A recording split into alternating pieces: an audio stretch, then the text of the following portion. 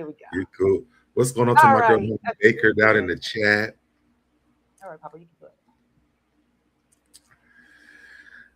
Pull this Oh, chat up a little bit, and that's good. I want to pull up. I'm gonna pull up my Twitter while I'll wait on you for a second. yes, y'all. So please follow me. I'm California Cutie. Um, and make sure you guys hype up this video for us when it ends, because you know that's how you hype up the video. Make sure you're doing that. Make sure you guys subscribe to my channel, because I am growing my channel. I do a little bit of everything, and And I'm trying your to. link is pinned up in the chat too. And I love that. Thank you so much. And yeah, so I'm gonna be having, I'm trying to build my channel so that I can do my members only, give y'all some good stories about my life and some things that I've done. And so yeah, y'all. But other than that, I do reality TV, um, you know, recaps and reviews. I'm on a panel with Barb's Meet World, What up? Barb Meets World,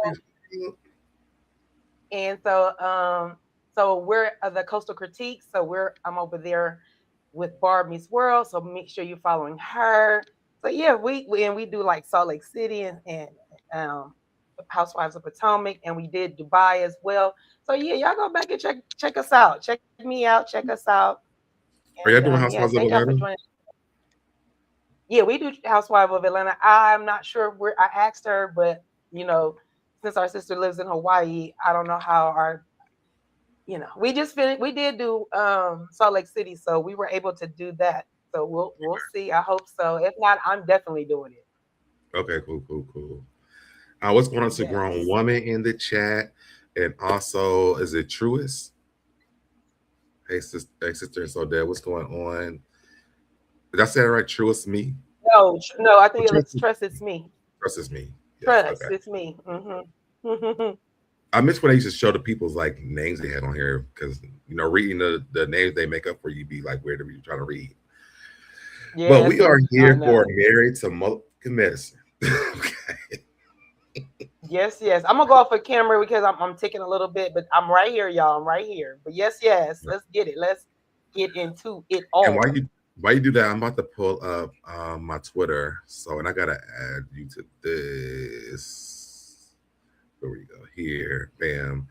Okay, let's take this down.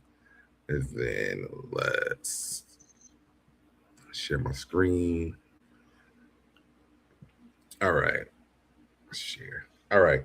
So I want to get into this real quick before we jump into the actual review, give people time to come into the room.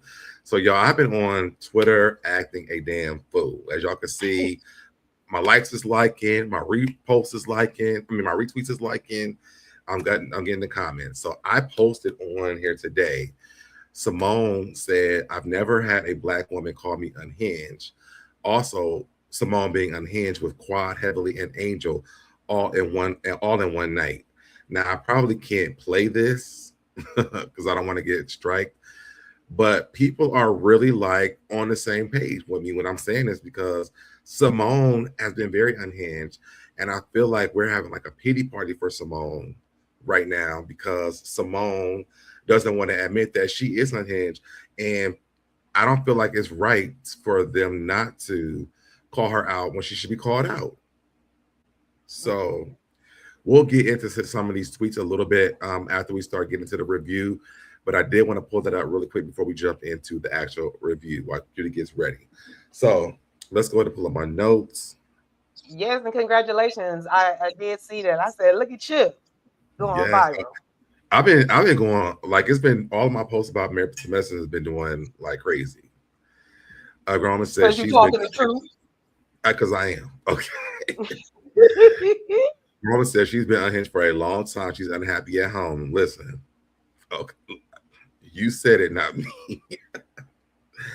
All right, so it starts off with Andy asking Toya, is she still in her new home?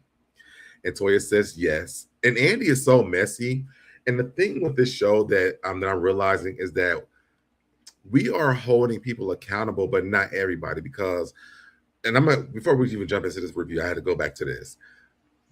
The beginning of this season, Toya started that mess with Heavenly about her son. Do you remember that? Yes. So the really, when they do like the villain and the real villain is really Toya, because she's the reason why all this chaos is really even going on. But let's go back. Okay, so Andy asks Toya, is she still in her new home? Toya says yes.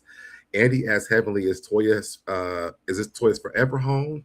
And Heavenly says no. She thinks Toya will sell it in a few years, get a profit, and then move on to a condo by herself. I was shady on shade on shade. I was like, wait, what? That the record scratch right there. I said, right. Hold on. Who said that? Who said that? Right. So Quad is like, hold on.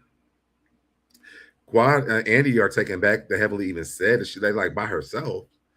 And Emily said, "Did I say that? did I do that? Did I do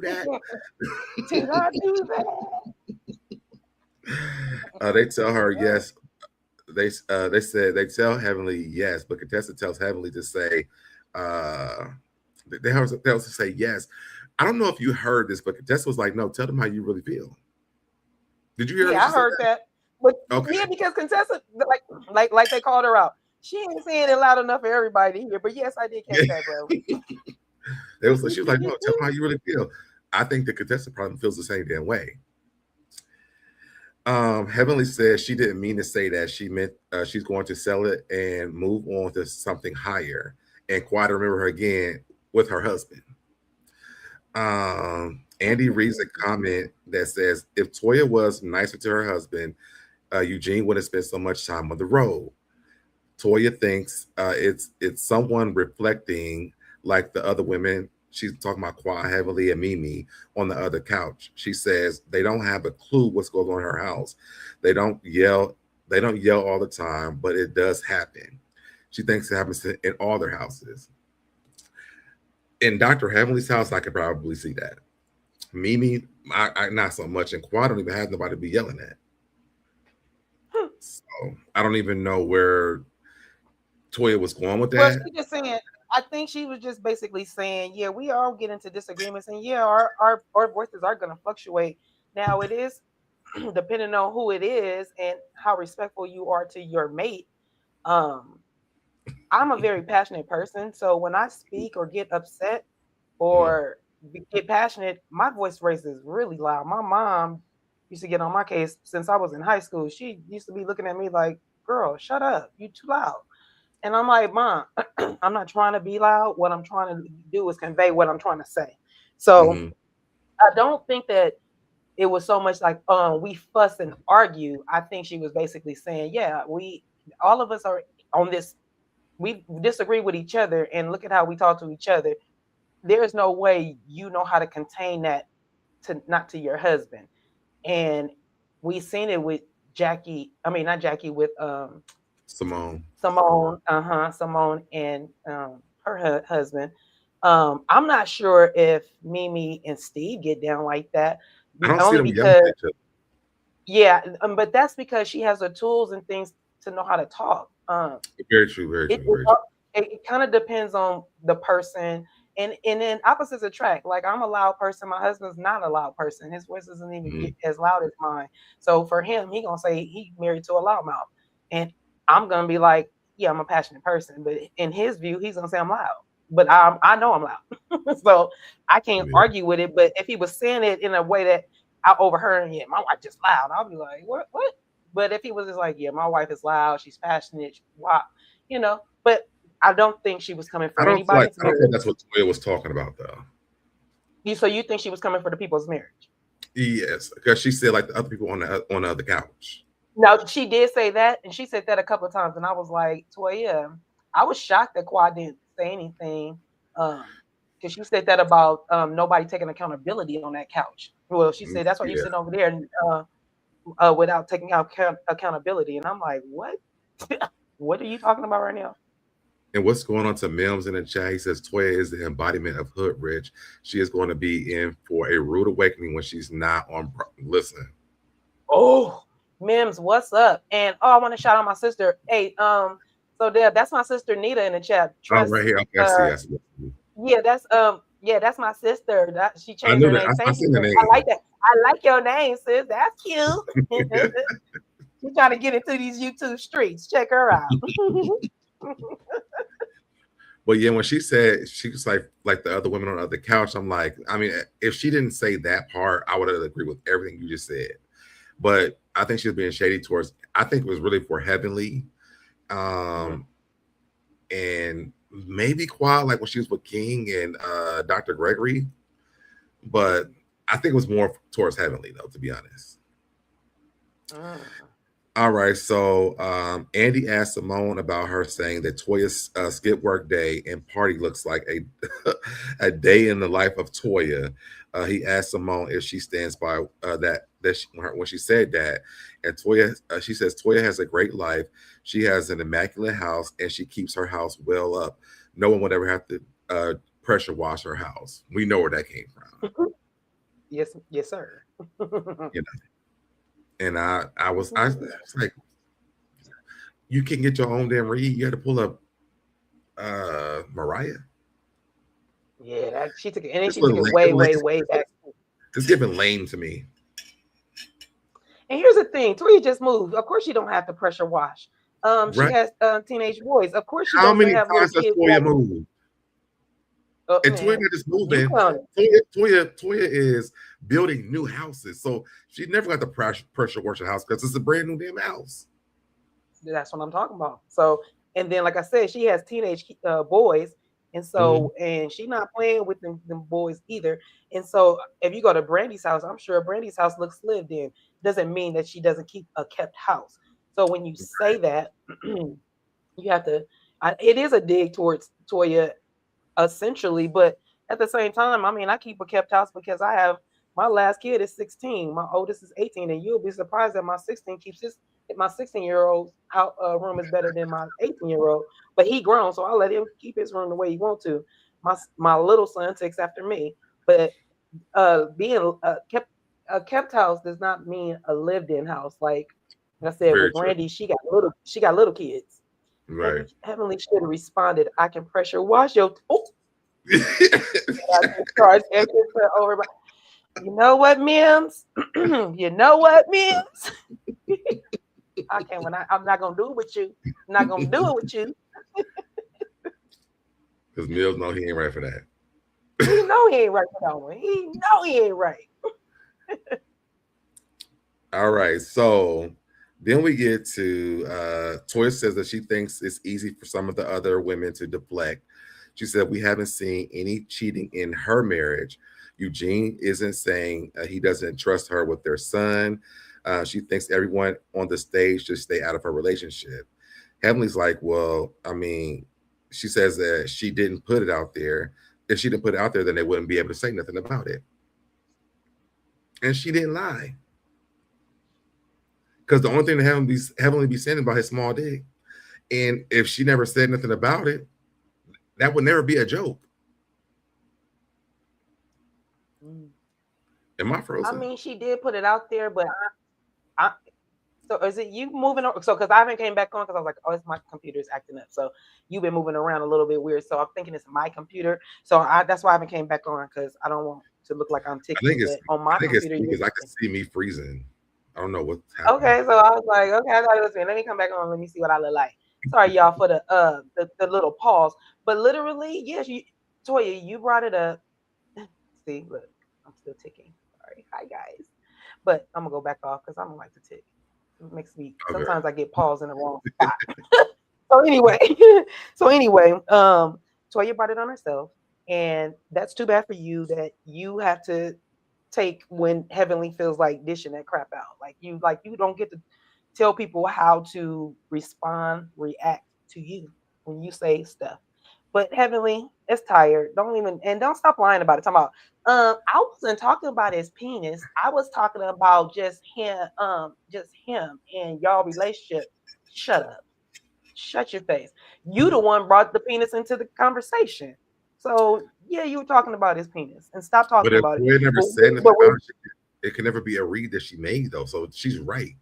If Toya never said nothing about it, like if did she wish that his penis would get bigger as they got older, it would never be a joke. Toya but Toya, caused that.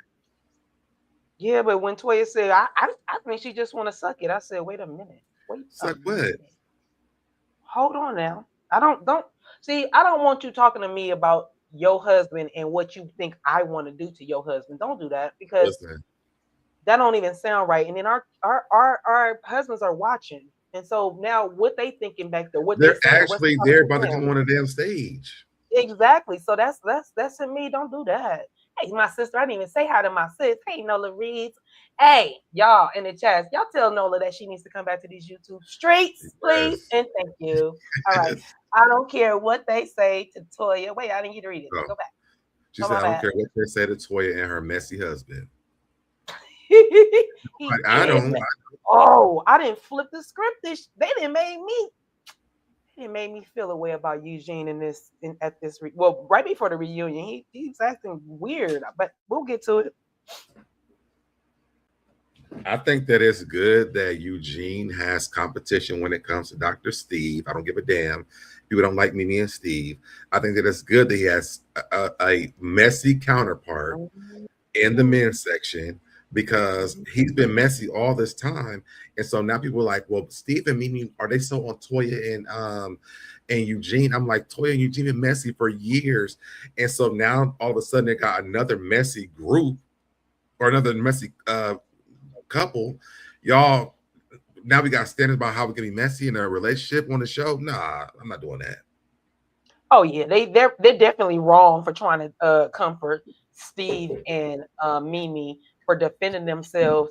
And then I side eyeing Steve when he was listening to Toya and Eugene at their pool party, and he was looking at them, watching what she was saying, and she, when she said that, and I'm thinking, why you over there side eyeing? Go with your wife, go do something. But now that the way it's all unfolding, it's like, you know what? I'm kind of glad you did stick around for that because yeah, Toya thinks she can say anything to anybody at any time and think that it's okay. It's not okay. You couldn't be my friend. Oh, You what's up, definitely Ray couldn't be Ray my Ray? friend. Hey, Ray all day. My girl. But no, I think that because we'll get into it more when they get to that part. But I think the reason why he went in there was to say bye to them because she was trying to kick them out, and also Mimi was trying to leave, so they were like trying to let them know they were leaving, but Toy was in that closet going off or whatever, and she did say that there were some scenes that were cut because we need to see Quad go in there. She locked herself in that closet, so I think that was a part of her like being in that closet, but the way they cut it looked like he was like eavesdropping. Well, here's the thing. That's true. Production did that. But here's the thing, though, bro. You were still acting a zip damn fool. You're trying to come for Mimi and the crew like they did something as if you were not the person that showed your behind in front of everybody. And we're gonna get to it. But when she said Right. that to me about gossiping, I was like, that's not gossiping when I'm telling you how you acting and you should calm the hell down. That's not gossiping. Gossiping is taking something you said and then flipping it and not even getting it correct. Right. That's Right. gossiping, honey. Get it right.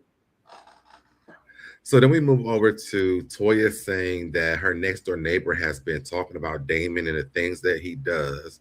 Heavenly says the people from Eugene's job talks about what he did at the hospital, how he got fired. And you know what that made me think about? Remember when he was saying that the nurses didn't want him to leave the hospitals they was going to? Yes. It made me think about that. Like, I don't give a damn what Eugene is saying because he said that to her on the show. He was like, "Yeah, all the hospitals I've been going to, like the nurses don't want me to leave." I'm like, "Well, did he get? They let him go from one of them hospitals? Because if they did, that comment would make a little bit of sense."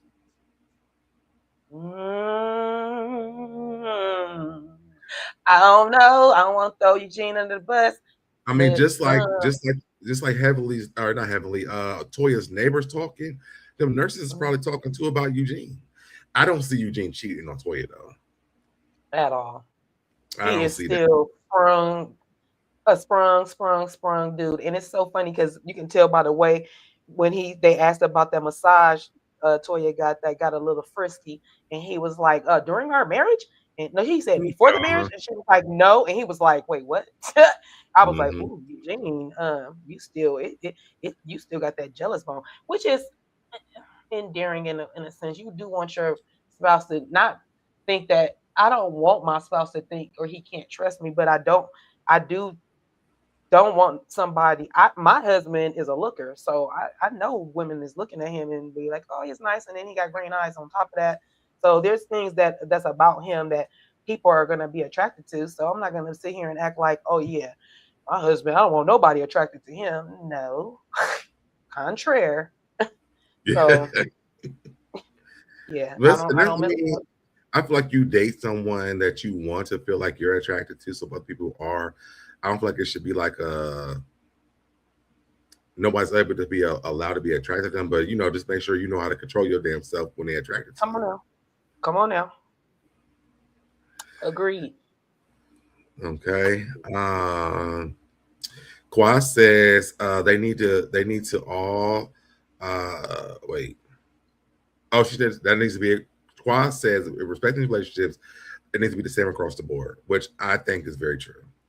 And I feel like Qua is saying this because I know we're about to come up to the part about King. And in the grand scheme of things, Qua is right, like they should be. Jackie tells Toya she has spoken on marriages because she's spoken on Jackie's wait, am I right? Qua says she needs to all that. Okay, right. So then Jackie says Toya has spoken on, that's what it was. Toya has spoken on marriages because she's spoken on her. She's spoken on Jackie and Curtis. And which she has. I mean, she won't stop, actually. Can't stop, won't stop. Toya says anything that she's spoken on about Jackie has already been put out. It's already been put out there, and Jackie brought it to the table. And Jackie says she's never spoken on Toya and Eugene and their disrespect. Now, Curtis did pull Eugene to the side and talk to him about it. And I guess she was like, I feel like Curtis should have, you know what I'm saying? Even though Curtis ain't the right person in his own marriage, I think he is the right person. Right? Well, yeah, because how we gonna get a brotherhood? He's still a married man. They still are homeboys. They still hang around each other. And also they're doing a show. Why the hell would he not speak on it? He's the perfect person to speak on it. Not maybe perfect, but he is one of the guys that can have an opinion on it. Everybody can have an opinion about it. So I disagree when she said that. Now I do, like they always say that. Isn't it the little saying that wrong message, right message, wrong messenger? So it's that. Let me ask you this: how you feel about this? So that time that Toya decided to test Curtis and sit on his lap or entice him to sit on her lap, and he pulled her back. I hate you right now. Stop. Go. Who me? I feel like Toya was just as wrong. Ooh, okay. Because why would you even think that would be okay? And so wait. When you say that, what should have been her response? Because remember, she's walking by, he grabbed her waist, he pulled her down. She should have never even done that. No. So what should Toya's response have been, brother? She got taken by surprise. It's not like she walked up and turned her back to him and said, pull me down, Curtis. And then he did it. He like kind of grabbed her in mid walk. And I can't remember what the verbiage was before this. What was the verbiage before this? Why did she was testing him about grabbing like women or something like that, grabbing women or something. I remember like the entire like years ago. It's somebody in that chat can remind us what no. What'd you say? Toya was speaking on Greg in quad 2. She been a messy, but because it's against the people, y'all don't. What? She literally made a friend out of with Quad's ex-wife, and the thing is, they don't even talk to Sweet Tea anymore. I was just about to say that they're not even friends no more. So it was all a ploy to piss off Quad while they were filming last season. What'd you say? They're the fact that no one is friends with Sour T, it Mm-hmm. feels like they tried to just use her along with Right. Greg to get under Quad's skin last season, which is tacky. But we are talking about Toya. Tacky Toya.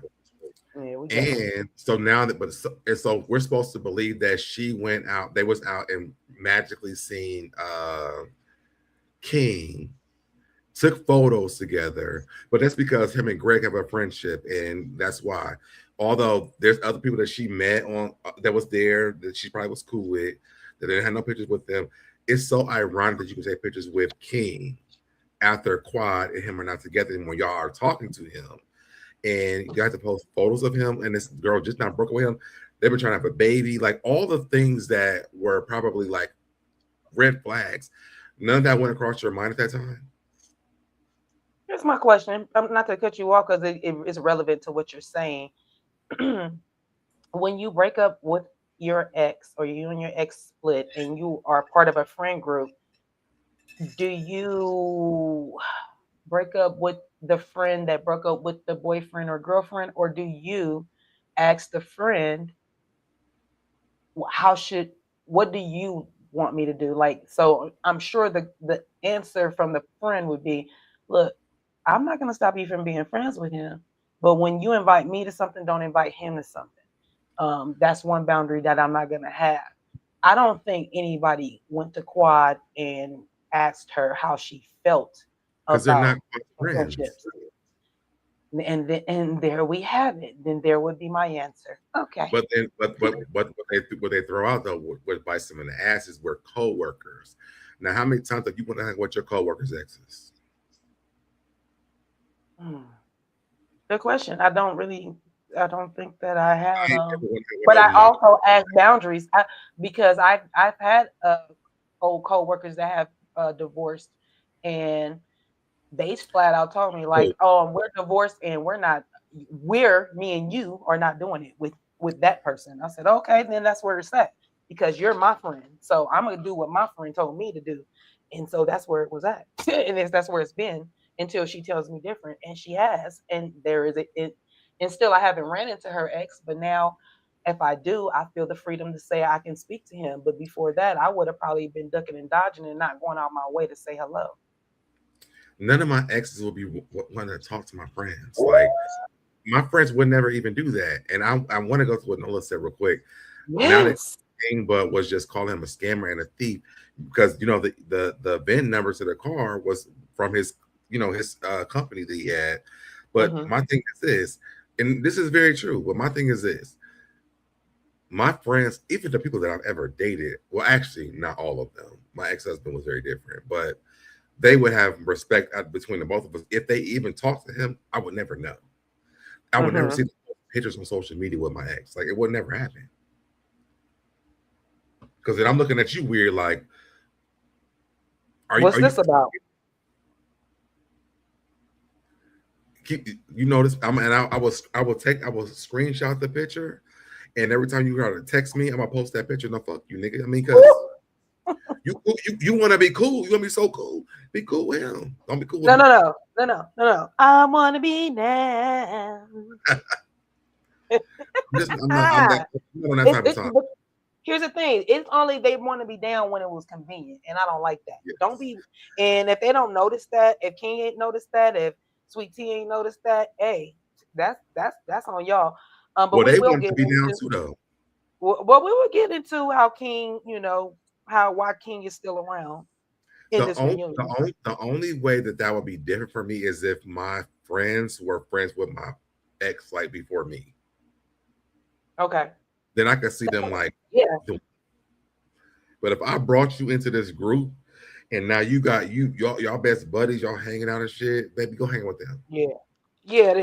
No, now that I agree with you. I agree with you on that, brother. For real, I completely agree because listen, but it's like pick a side. Hold on, cutie. Listen, because this is what I was gonna get hit to this. If this is okay, if I'm Quad, baby, tell me my best. She'll be on the yacht with me and Yandy and Angel. Tammy, Oh, my in right hand, Ghana? huh? I said in Ghana. Yeah, in Ghana, yes. I don't even know if you've seen at Angel's her Scrubs event. Yandy was there. I didn't know this. Yes, when I made the this video that I had made today showing the times that Simone was unhinged, Yandy's like on all the screenshots of that. What? Yeah, she has Okay. on her green dress. But yeah, You know, I love a cross. I love a cross reality show piece. I really do. I love when they have camaraderie like that. I love that shit. I do. same.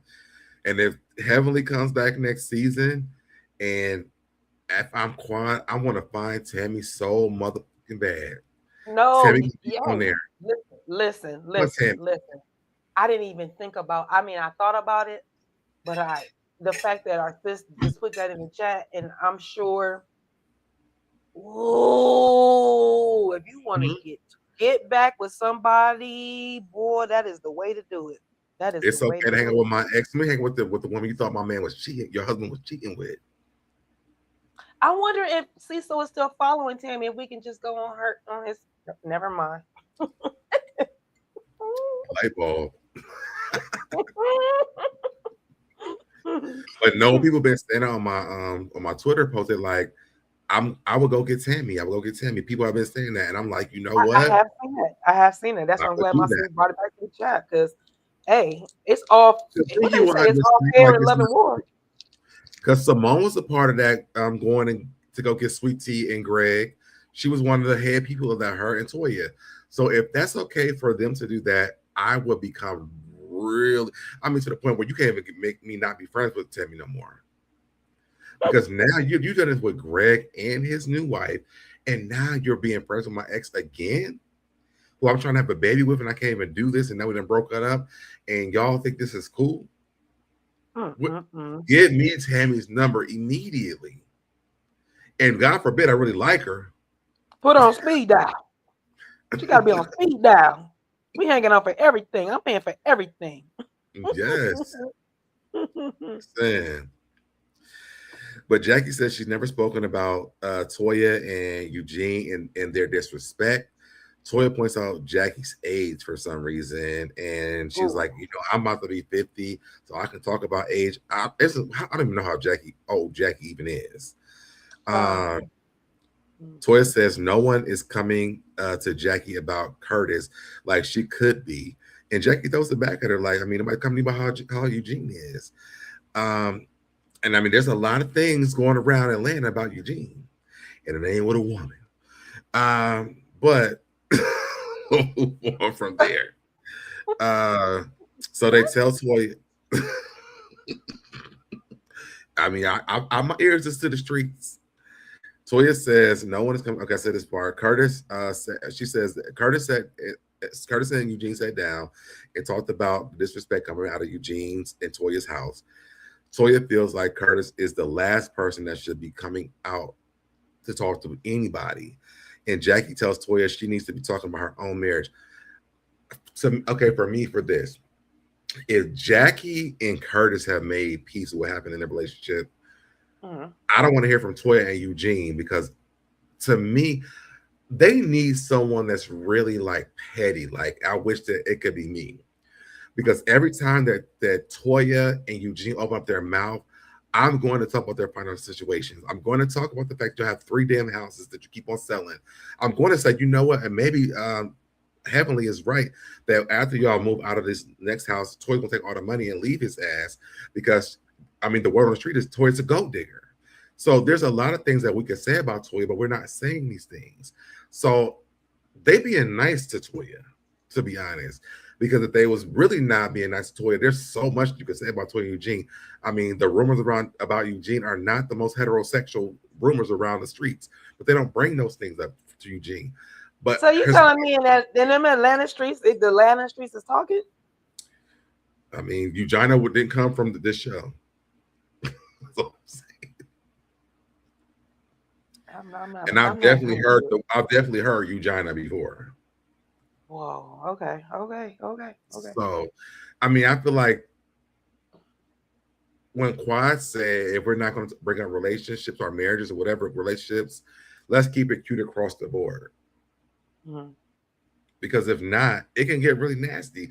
I mean, we've already heard that Toya was effing the maintenance man or the contractor in the neighborhood while she was driving on her drunk ass Escalades in the golf cart when they was living in the first place where they got robbed allegedly from Anelia, like Anilla, Anilla. So or Anila. Anila, yes. Anila. So Toya's background not like squeaky clean. But they don't bring Right. up none of that stuff. So it's so fun that Toya thinks it's okay to bring up these type because Toya makes a big deal about her being from Detroit and like she don't play that and all this yada yada yada. And that's why she was able to punk Anila to a certain degree. And as far as like I haven't heard anything about Eugene. I haven't heard anything about Eugene ever. Well, you don't live in That's Atlanta. not to say that it don't that doesn't just because I didn't hear it. I don't live in Atlanta. I live in California. You don't live in Atlanta. And my daughter lives in Atlanta, but she don't watch reality TV, so she's not even worried about it. But that doesn't mean that I don't believe what's the going-ons because I mean, I don't believe the things, but I mean, like if the streets are talking, I know a very messy person. The person that I knew, like he was on Basketball Wives saying that Jennifer's running around saying that that Malaysia's kids were dirty. Like I know people that live in Atlanta that they talk shit. So my thing is this: Toya should be very careful about those type of things, because if she's not going to be careful with the things, I mean, they could lay Eugene out real quick. I mean, and they could lay Eugene out, but they don't do that with her. Nola's saying, let's talk about the pleasure Toya gets it from that shower head. Honey.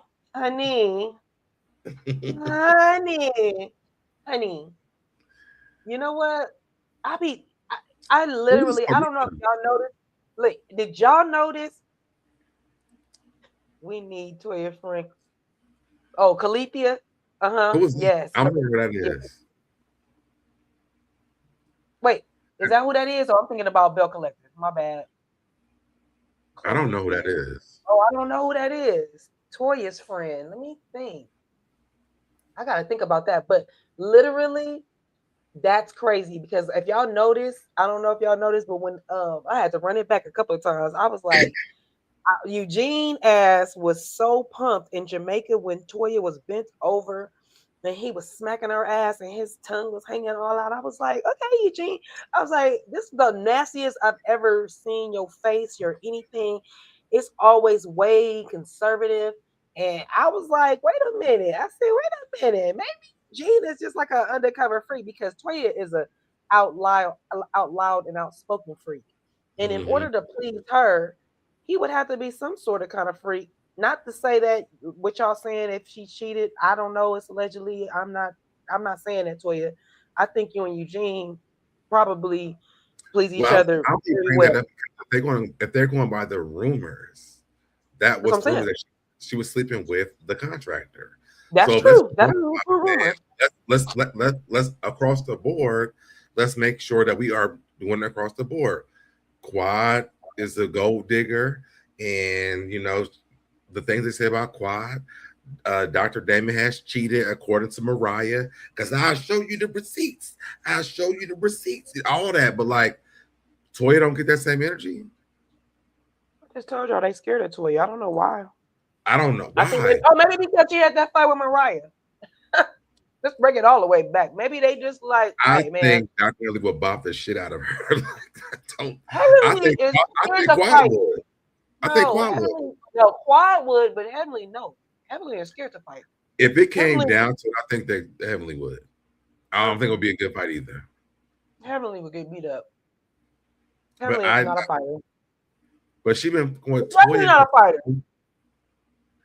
Heavenly says she's not a fighter. She's not bopping nobody.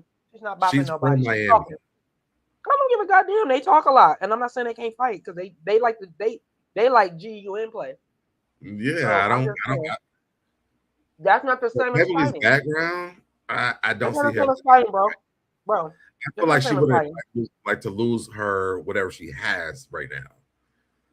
But if it came Uh, down to it, I don't. I think Toya will fight more because she has nothing to lose besides Eugene. And he's going to stay around. mm-hmm. But if it was a one-on-one and neither one of them had nothing to lose, I think Heavenly would wear her ass out. I don't. I disagree totally. I think Toya would. Mm-mm. I don't think so. Mm-mm. I just don't see I don't see Heavenly. I don't see her. I just see her mouth being. That's why she always. She ain't even lethal with her mouth. She always on your mama. Like, come on now. Mm-mm. You can't Your fight. mama triggers them though. Like I mean, if all like I said, your mama. Yeah, absolutely. After that, that's Boy, really gonna trigger your ass. But I got trigger to and for your mama. trigger and run is two different things. Trigger and run somewhere. She ran from Contessa. Contessa square about. I wouldn't fight Backing Contessa. up. I Backing wouldn't up. fight Contessa. Contessa was in the service. I would never fight Contessa. Well, our sister, shout out to Barb Meet World. I said the same thing about Sweet Tea, and she was like, "Well, that was the Navy; it's not the same." And da da da da. I said, "Okay," because I said the same thing. So, not to take away from like the Marines and the Army or nothing. I'm just saying it just kind of depends. And I'm not fighting Contessa either. First of all, she's too tall for me, and then she's strong. Who is? She's tall and strong. Hold on. Wait, who's tall and strong? Contessa. Oh yeah. And Contessa's like a bodybuilder. Like, yeah, I wouldn't fight Contessa. I wouldn't fight her either. Mm-mm. I'm like, you got it, girl. You got it. Yeah. She remind me of how and I just started, y'all don't judge me, but I just started watching the baddies, and that's how I see Contessa fighting like Big Lex. I've never seen that before. Oh my gosh. Well, where's my crazy. Charts in my all right, so let's move on down to Toya's house party that everybody that went left. So Andy asked Toya how she felt after watching the playback from her disrespecting Eugene in front of everybody. She said she felt horrible. She says she reacted poorly. They didn't show how she reacted. Apparently, Quad went into her closet with her. She broke down and ended up locking herself into the closet. She says she was spiraling and she doesn't want to do that in front of the group of women who don't love her family. She wanted to be in front of people that would have tried to help correct her in love. Quad, Jackie, Heavenly, and Mimi all said that they did do that. Contessa says they as a group have to take some responsibility because they should have just left. Mimi says at that point she didn't do anything and says that Mimi says that Toya's marriage is cringy. Oh no, Andy says this, that her marriage was cringy and is giving chaos. Mimi said it was hard to watch. It was cringy. And Toya says she could have kept that to herself. She said she sat around and gossiped and then stayed to see more cringe. Mimi was the first person to leave because Toya called them hating ass bitches. Toya says she doesn't own shit, and that's why she's on the end of that's why she tells Mimi she doesn't own shit, that's why she's on the couch. So I want to run back in this, and they're going to actually get back more to this before. I knew what Toya was saying was not true. Because she did turn to them and ask them, and Mimi did say, tap into your femininity. Mm-hmm. Toya went off on them because she was in her feelings, and if your feelings are this high and you're going off on your damn husband, how do you remember everything you were doing with us? Because she was like, Heavenly, Mimi, and Brandy, her friend, have to go. And Brandy didn't even do a damn thing. Only person that she remembers is Mimi, but people are on social media saying that Mimi and Steve are so pressed about Toya and Eugene. I'm like, she's literally sitting here telling them right now that She kicked him out of this event, and they didn't even say shit to her. Mm-mm. She was pissed off because how do you control the men, make the men do what you want the men to do? I'm like, well, first of all, talk to him like he's a damn man. Mm. Second of all, if they don't want to play a damn game, why would you even try to force them? And then third of all, your husband was trying to play a damn game with you, and you told him missed the mark. He literally went out of his way to write doctor's notes, so they had to play a damn game with you, and you missed it. So you're Yeah, not that even was home with your husband.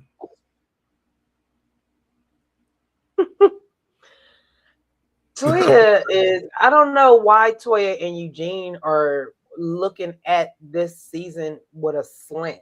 Like, I don't know what's going on. I literally can't put myself in their shoes and see it in their eyeballs. I literally can't. Toya literally has been coming for Mimi from the time Mimi has really opened her mouth.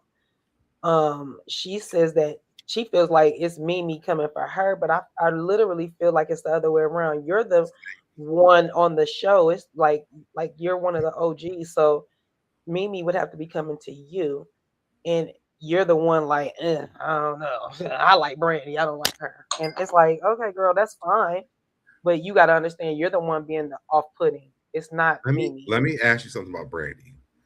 And I love me a girl. I love me a Brandy. Y'all already know that. Yes, you So do. Yes, you do. I actually really do love Brandy on this too. Okay. Uh, I feel like Brandy is like blindly choosing Toya though. That's what Mimi told her.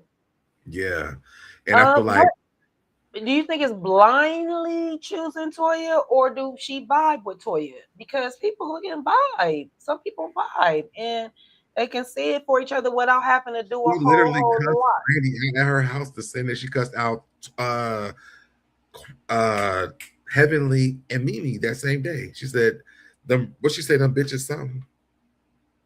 Hold on. Wait, say that again. Hold on, mother. I gotta go back. Uh, Okay. play back and disrespect Eugene in front of everyone. He felt horrible. Da, da, da. Apparently, Quad went to her closet with her. She said she was spiraling and she didn't want to do that in front of this group of women who didn't love her family. She wanted to be in front of people who loved her. And she admits that Quad did. Damn, I just read it. I don't know where it's at now. Andy asked her how she felt after watching the playback of disrespect in front of Eugene. She felt horrible. They didn't show how she reacted. Apparently, Quad went into the closet with her when she broke down and ended up locking herself in the closet. She says she was spiraling and she doesn't want to do that in front of a group of women who don't love her family. She wanted to be in front of people that would have tried to help correct her in love. I think it's farther down, but she said somehow she went them bitches, some of them bitches or something like that. I think it's farther down, but I remembered it before. But now I'm we in the conversation, so I forgot where it's at. But we gonna get there Mm-hmm, again. We'll get there. mm-hmm, mm-hmm. All right. So Quad Jackie Heavy said they said it. So Quad Jackie Heavily and Mimi said they all did that. She admits that Quad did. Contessa says they as a group should have taken some responsibility because they should have all left. Mimi says at that point she didn't do anything and says that Mimi and Toya says that Mimi says that Toya's marriage is. Oh, Andy says so. I'm farther down. Okay, Mimi was the first one to leave because Toya called them some hating ass bitches. That's what it was. So Brandy was a part of the hating ass bitches. Okay, that's what you were trying to get to. Okay. Yes. I should have moved my screen down, but yeah. So Brandy, she named Brandy in when she was on that scene. Brandy was a hating ass bitch. But then Brandy, they talked after that, though. They talked after that. It was But not. It that's was. I because don't know if it was after Mimi she left. I brought don't know, Brandy but onto I think it's because she brought Brandy onto the show. So she's trying to show her leadership. I don't think they're her and Brandy are real friends for real. And you know that show that how they do, like you bring a person on, they're y'all friends, but they're not really friends. I don't think that Brandy and Toya are real friends. no, I don't. No, I don't think they're real friends. Hey, Christine, thank you for joining us. But no, I don't think they're real friends. Now that we know that they just will link somebody together and put them together Yeah. and try to hope and make us think that they're real friends. No, I never got that they were real friends. But I'm like I said, I think it's just about a vibe. Mimi, to people probably look like she's a little more uppity and that that she's psychoanalyzing everybody. It's like, hey, this is my job. Like that's like me. We're looking at people and not looking at their hair and wanting to do their hair. Are you freaking nuts? That's my profession. I'm always looking at a client or a potential client or somebody's hair or looking at what could have been done to their hair to make it look better. That is my profession. That's what I do, and I've been doing it for 30 years. Are you So, talking about, you talking uh, about Mimi? yes, I feel like Toya prejudged Mimi. She I put. agree. I feel like she felt like, well, here go another high sedity, snooty nose, think she know it all, person that's about to think she coming for me. Well, I ain't having it. A Yeah. doctor So that's going to be able to psychoanalyze her damn husband's relationship. Mhm, That is mhm. not really healthy, and she doesn't want Mimi to come in there. There's so much hate for Steve and Mimi that I really do not understand. And I want to read this. Christine says Brandy and Toya definitely are fake friends, in my opinion. They really are. Yeah, I Um, agree. I think that the hate for Steve and Mimi is like really unbelievable to me because and even when Mimi actually explains because was it a psychotherapist or psychiatrist? Is that which one is it? Psychiatrist. Psychiatrist. Of course, she's gonna be this way. Like even Dr. Jackie, she walked up to Brandy and said, "Is your thyroids? What did she say? Are the thyroids enlarged or something like that?" Yes. But the But smoke I that told you you can't turn it off. Like literally, she that's what I'm. sees that. Well, here's the But thing: she Jackie should have put didn't it get to the none of the side. smoke that Mimi gets every fucking time. Like to me, that doesn't make any Yeah, that's sense. true. Yeah. I mean, but Jackie when even coming did from the smoke, it ain't same really. thing with old girl that was there before who couldn't have the baby. What was her name? Not the baby. What was the one who couldn't have the baby? Who was there like season before, long time Oh, ago? who couldn't? Oh, Buffy. Buffy. That's Buffy. Yeah. Jackie does this, but Mimi gets all this smoke. Oh, she's psychotherapy and all this stuff. Y'all have selective memory, not y'all in this chat. Yeah. And I'm not talking about Mm-hmm. you, but people who watch the show have selective memory because Jackie does every single thing that they blame Mimi on. Mm-hmm. Mm-hmm. But that's because Doctor.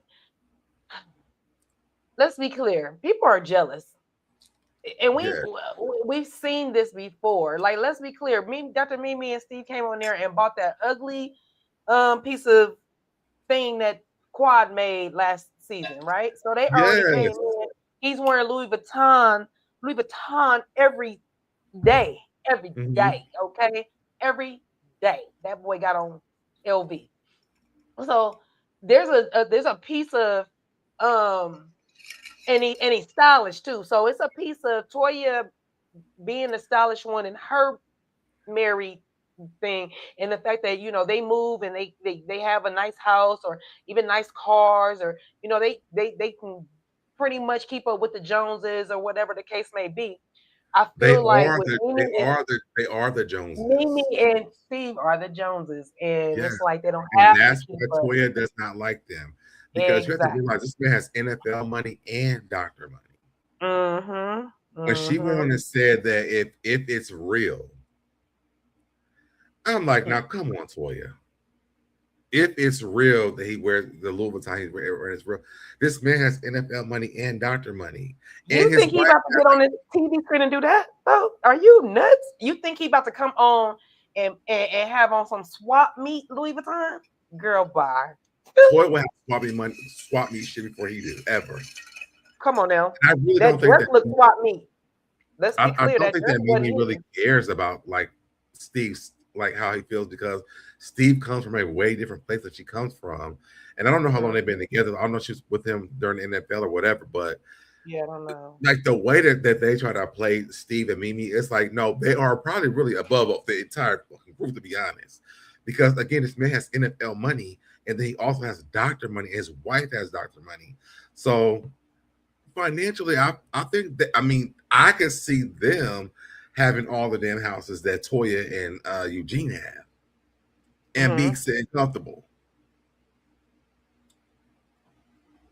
And I also, this is not even a part of this because they didn't bring it up, and I'm going to bring it up in the next one.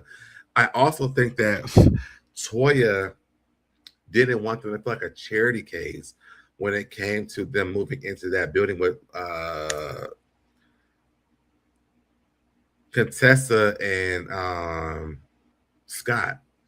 So that she had Eugene go and get his own building. I feel like she's exhausting his finances, and then I mean they're making it back, but I feel like Toya doesn't want to feel like she's beneath any of these women, and so she has him do extra shit because when they went into that building with him, she was like, oh well, he's in the back, and Contessa was like, well, I mean, there's a lobby out front. All of a sudden, we didn't hear shit about this till the end of the damn season. All of a sudden, y'all got a building now. Yeah, Did you catch that? Yeah, I did see that, but I mean, it probably took a little time. That was kind of weird. I was like, ooh, but I mean, I'm with Toya on that one, girl. Who wants this little bitty closet room, this and across from the toilet room and all that? No, girl. But they probably should have saved the money that Toya is spending on different houses. And I mean, I understand that she's selling these houses as well. But maybe Toya should be going to like, huh? Toya makes nice money on the show, correct? I'm sure she's making nice money on the show, but we're working with doctors on the show and dentists on the show. I feel like Toya is trying to keep up. I feel like, again, even with Simone and Cecil, he is a what is it when you sell the houses? What is it? Realtor. Right? Oh yes, Cecil is. Yeah. I feel like Toya should just go and do that. I mean, baby, you going and buying houses, you flipping houses basically. Just do that. But Toya is so prideful, and she won't even say that. Listen, like she's trying to keep up with the Joneses for real, and I don't think that Eugene needs her to do it. I feel like Eugene will take care of it, but she downplays all these people that are way above her because she doesn't want to feel less than. And you know, the main person that she does it is Quad. So when Quad got her little friends with the sister circle and outside of the circle with these women, oh, Toya hated it. She went and got Sweet Tea and Dr. Buzz, you know, the B. Greg, there you go. That's how much Toya don't want to feel less than. Let's be all the way honest. And then she went and picked up her sidekick, who's such a damn hater, which is Simone. Yeah, Toya and Simone together, that's not a good thing. Toya and Simone together is not a good thing. I'm sorry. They're not even real friends. So back to the review, y'all. I'm on tangents right now. So Mimi was the first one to leave because Toya calls us lame ass bitches. Toya says she doesn't. I read this already. So Heavenly texts. They get to the text messages. So about Heavenly leaving the purse. Heavenly texts Toya back about Damon's big dick. Heavenly says it had nothing to do with. Oh, I gotta pull it up because I actually have the photo. So Heavenly said, girl, I'm between patients, but I had to say this. My man loves me too, but his dick big. So you love it on some little shit. Let's go. Why, Heavenly? Loving on some little what? And you say you wasn't talking about penis. Loving on some little what? Little money, some little what? What are we talking about? So you know you lying. You know you talking about that man's thing. Some little hands. Please, there's no way you're not. There's nothing else fits. Nothing else fits at all. I do think that Toya is just reaching for a storyline. I think her disrespecting Eugene will always be her storyline until Eugene gets tired of it. But for me, that's all I see because what else does Toya even do? They actually made a storyline for Toya this season and let her do the Met Gala. Other than that, all she did was hate. So that's what I would think. All right. So Heavenly texts about Dr. Damon's big dick. Heavenly says it had nothing to do with his penis size. She was just taking shots the same way that Toya did just now. Now I could see that as well too. If you want to take, because Heavenly is very a tit for tat person. If you want to talk shit about me, I'm gonna talk shit about you. Toya said the conversation was about a purse, and Heavenly went to Eugene's penis size like she wanted to suck it. And I feel like Toya set Eugene up again. Toya tells her to worry about Damon's penis and nothing, no bulge ever being shown through his pants. And Heavenly said, "My man is from Barbados, bitch." Annie was like, "Let's move on." So, I'm like, Annie was like, I've seen some Barbados dicks before, and it's just like, if anywhere that Eugene goes, I'm gonna think about a small dick. I'm gonna think y'all been together for so long and it just never grew. Like, I mean, I'm always think that because Toya said it. So you got anything for that? Did she say small dick or did she just say that it wasn't gonna grow anymore? It's not gonna grow anymore. That's what she said. She just said it was a small dick. But that don't mean it's not big. That doesn't mean it's not big. If she said small about her husband, that'd be one thing. If you take in what she said and ran with it, that's you being funny. So I mean, if she thought it would get bigger later on, it might not be to the capacity of what she really wanted. No? And y'all put what I do know, well, I'm gonna tell you this. What I do know is all big penises are not good penises. And only because there's an ego behind it. And sometimes the big penis thinks that, it is a sight. It's beautiful. It is God's creation. Got it. Mm-hmm. But if you can't satisfy me with it, it's a waste creation. So we might not vibe together. It might not be the fit. It could be nice and big and all that, but it might not be the right fit for me. So with that being said, I am a woman of a particular age. I've been married to my husband for 13 years. I've been together 26 years, but the first 26 years of my life, 27 years of my life before him, I had varieties of sizes, and I'm gonna just tell you, the bigger ones is not where it's at. So no disrespect. I don't have that same story, and that's fine. What I'm saying is, and we don't have the same parts. So of course, true. That is very true.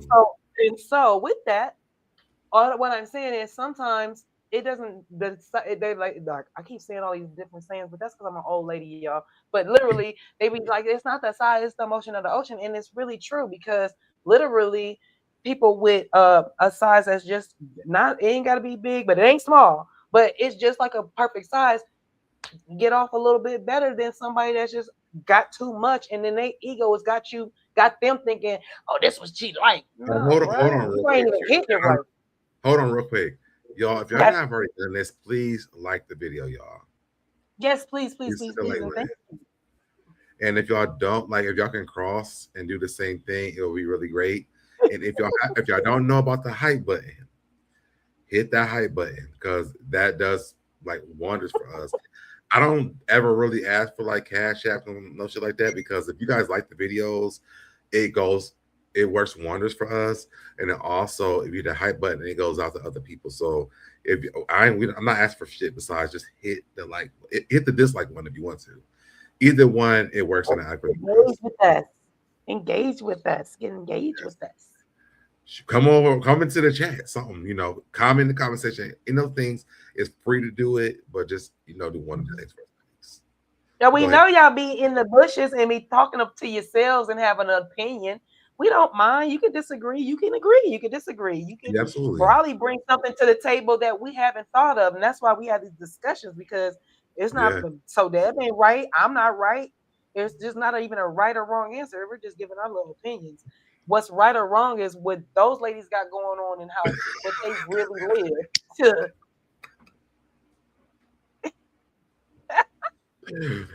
I but can't with y'all.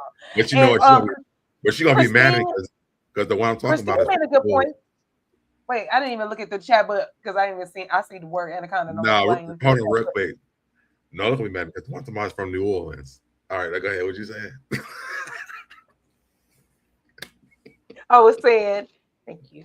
I was saying that Christine put a good comment that maybe that was Toya's storyline or something to act a fool I pulled that because up she already. really doesn't have anything going on. Christine, she is Yeah, I think I pulled this up already. you probably did, but because I'm talking, I won't look at the because it'll throw Oh, me off. So sometimes I don't look at it until after the fact. But yeah, I was saying that is a good that's point. why She one of my probably tangent about. That's why I put one of my tangent about Toya's storyline. yes. Okay. I wasn't for sure. My bad. My bad. My bad. I just want to I want to agree with that. Like, yeah, that's kind of that could be the thing that made me click your link and embarrass you. Oh Lord, don't click the link, click the link, click the link. Listen.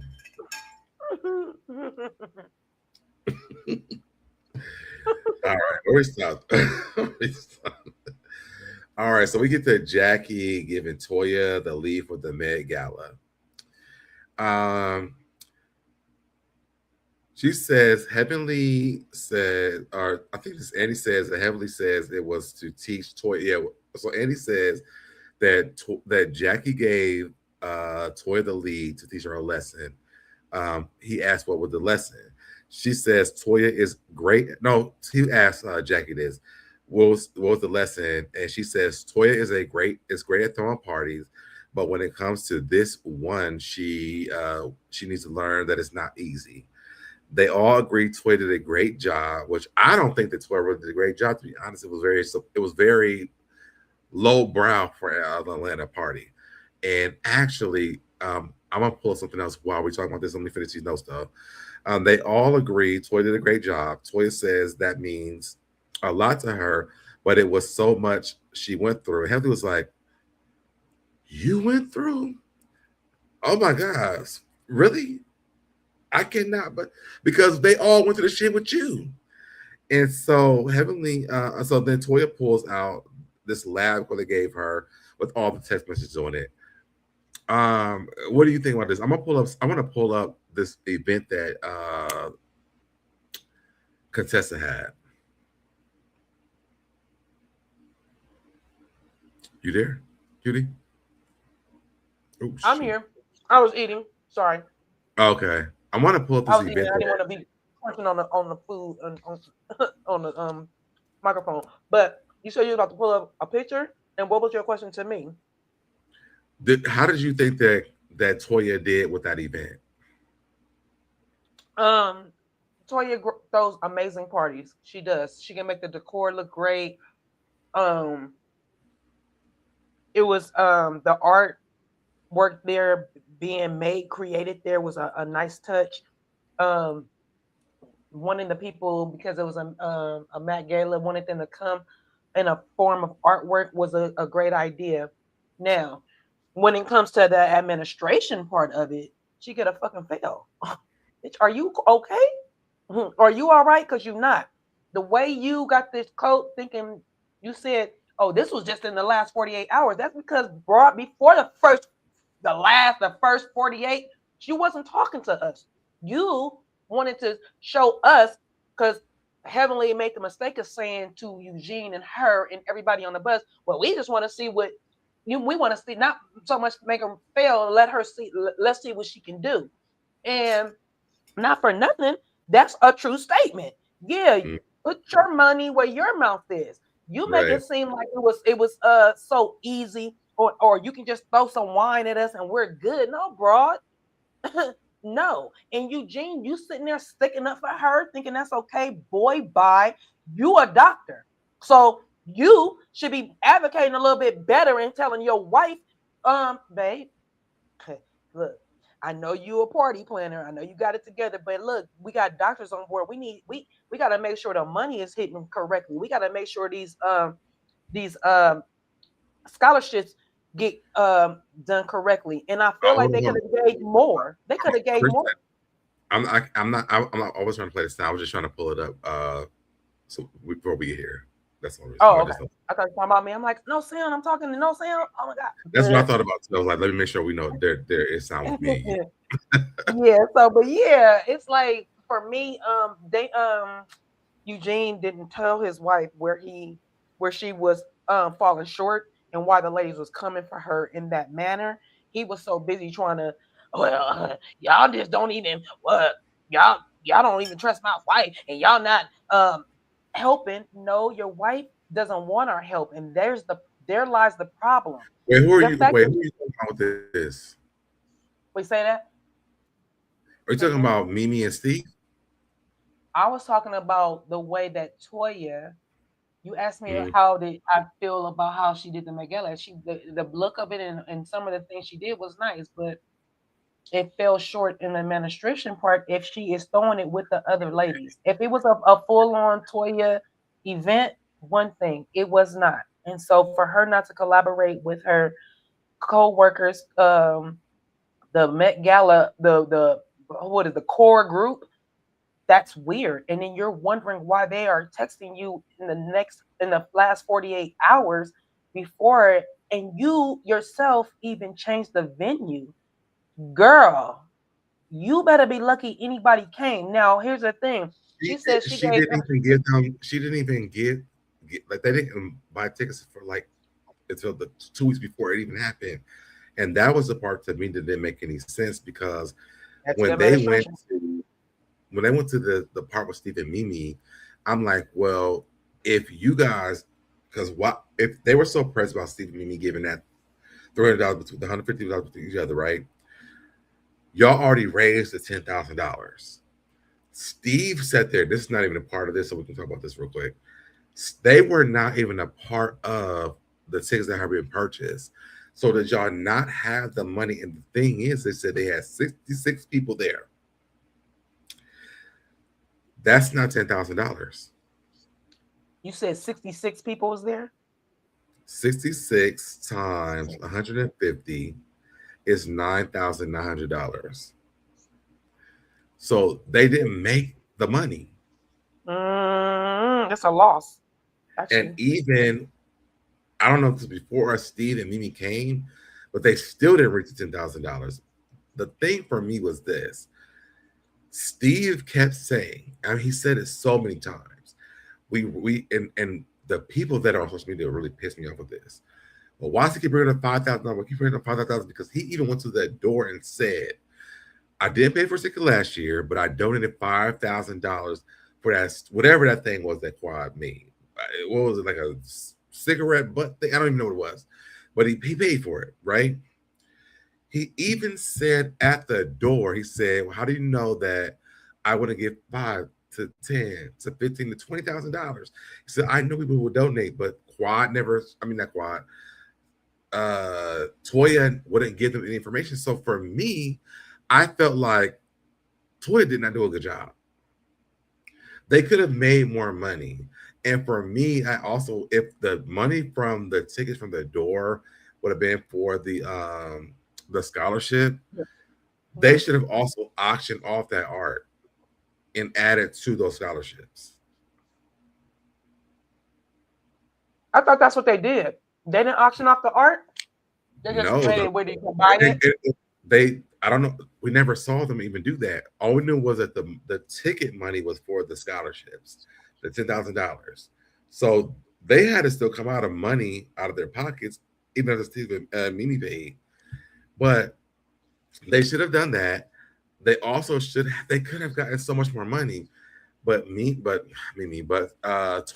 and Eugene is so prideful that it never made any sense. Hold on. Steve and Mimi donated last year to get on the show. Actually, if let's say that's the case, right? What Steve and Mimi paid last year covered Toya for 2 years that she didn't pay a damn thing. Because that $2,500 that Toya and Eugene didn't pay, Steve and Mimi paid that last year. The reality was when Steve got to that door and they were like, do you have a ticket? And he asked them out of his own mouth, he said, would you rather have the door pay or me to donate money? And he listed off 5, 10, 15, and $20,000. Steve and Mimi are not just doctors. Steve is a football player and a doctor, and Mimi is a doctor. So for me, I don't feel like this was a thing for them. I feel like people look at that because they like Toya. I feel like people think that they wanted Toya to fail. I think that Mimi and Steve really don't give a fuck about Toya like that. Right. Steve said you're not marketing to people who can donate or who would encourage their wealth, friends, or donate. He said this. What's going on, DG? By the way, they were very clear. So I don't get the narrative of Steve and Mimi wanting to be so a part of this group. Like if they could, to be honest, they could start a whole nother show with Steve and Mimi. From the fact that like money's not an issue for them. I think their biggest their biggest story is they have a kid who has autism.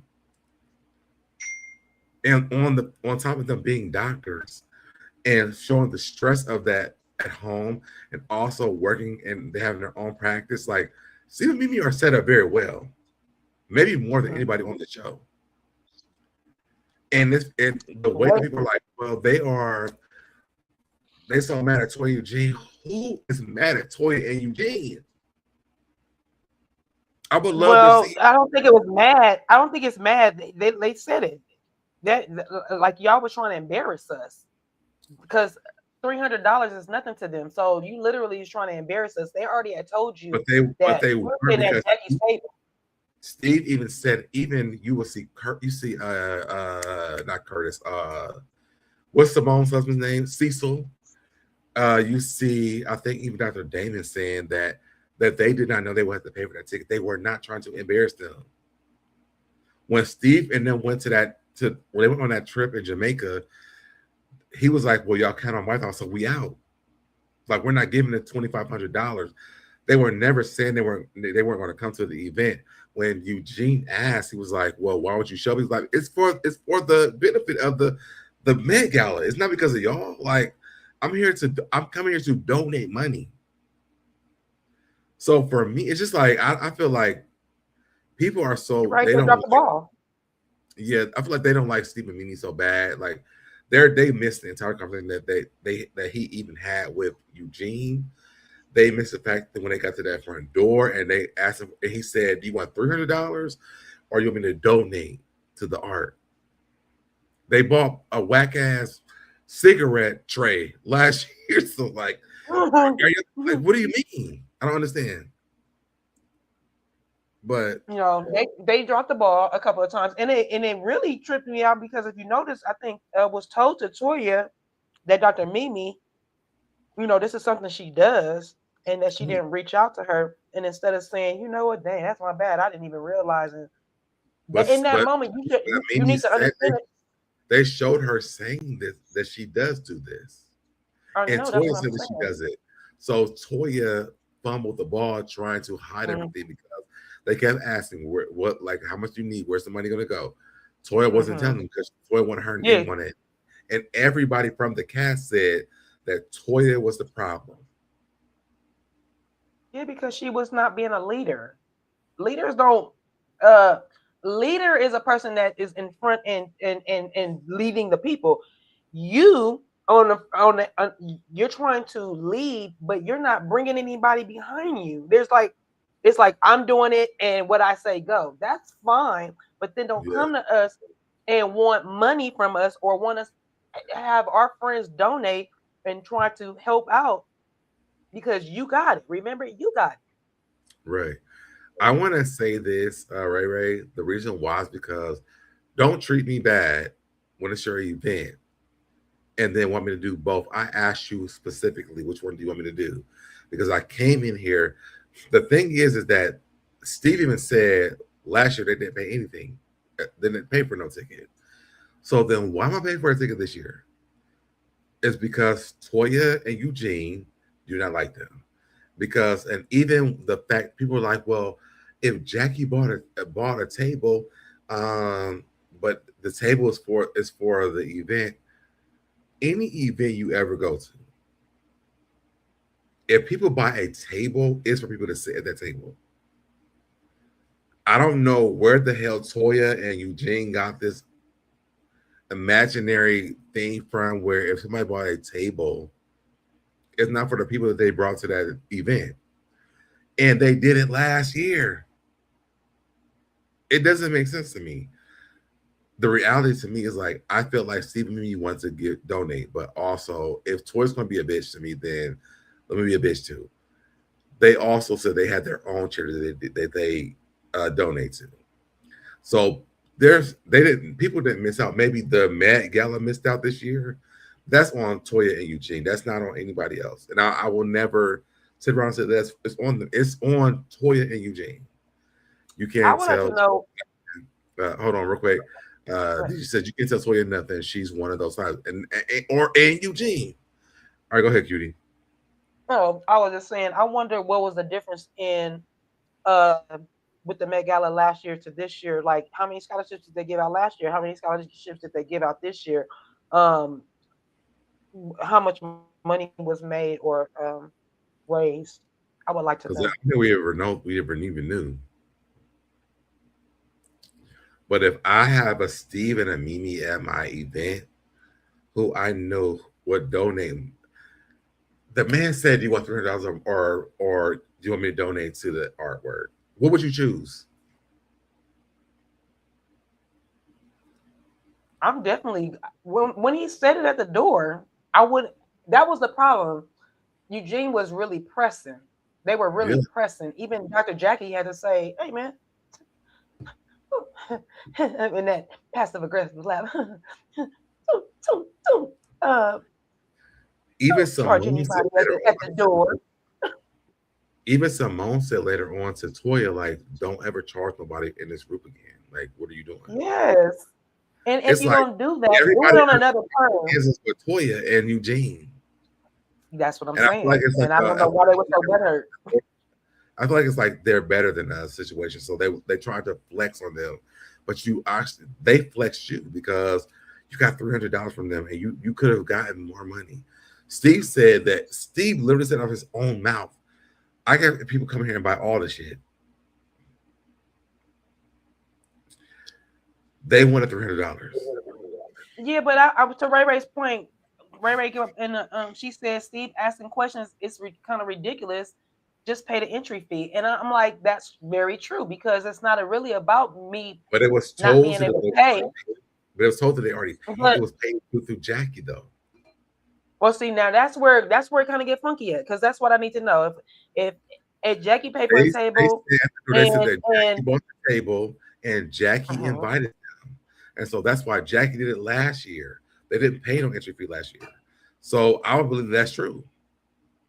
That's why I said I don't know. We don't have all the facts, complete facts. Well, we know for sure that they did not pay last year, but Steve donated Oh yeah, no, $5,000. So why would it be different this year? because different people do it this year. But let Jackie tell it. You know, she's really the head of it because she says it on this reunion. Well, I'm sure we're gonna get to it, but you know, she was because even Toya said, "Oh, you taking credit now?" She's like, "Oh, I've always taken credit for it." I said, oh, "Okay, so then we can throw it back in your face again."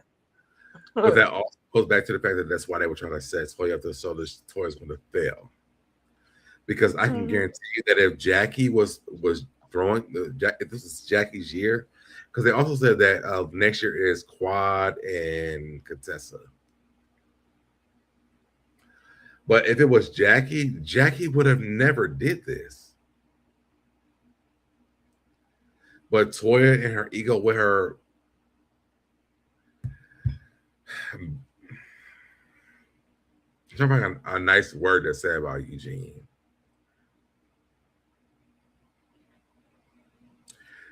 Toya and her sponsor, it's like they're trying to prove a point that they could have done better with letting them give them the donation money versus those tickets money. I'm just saying.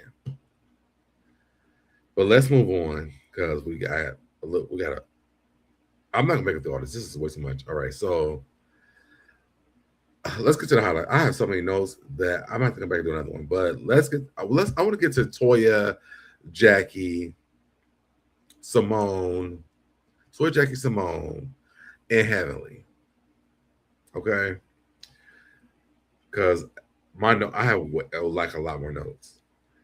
Okay. So for me, I feel like this. I'm sick of not Jackie. I'm sick of Simone being a victim and Toya being a victim. I feel like Simone is playing in everybody's faces because of this entire situation where she on her own went out and acted a damn fool at Angel's party. And so this is when I want to bring up my Twitter. Because in one day you got into it, you were, because she said the words unhinged and what was it, unhinged and something else, unaggressive. Oh wait. Yeah. Wait, I want to show this party that, because that's that before this. So this is a party that I would have thought that would look great for the Met Gala. Okay, the pictures are there. This is a Valentine's Day thing.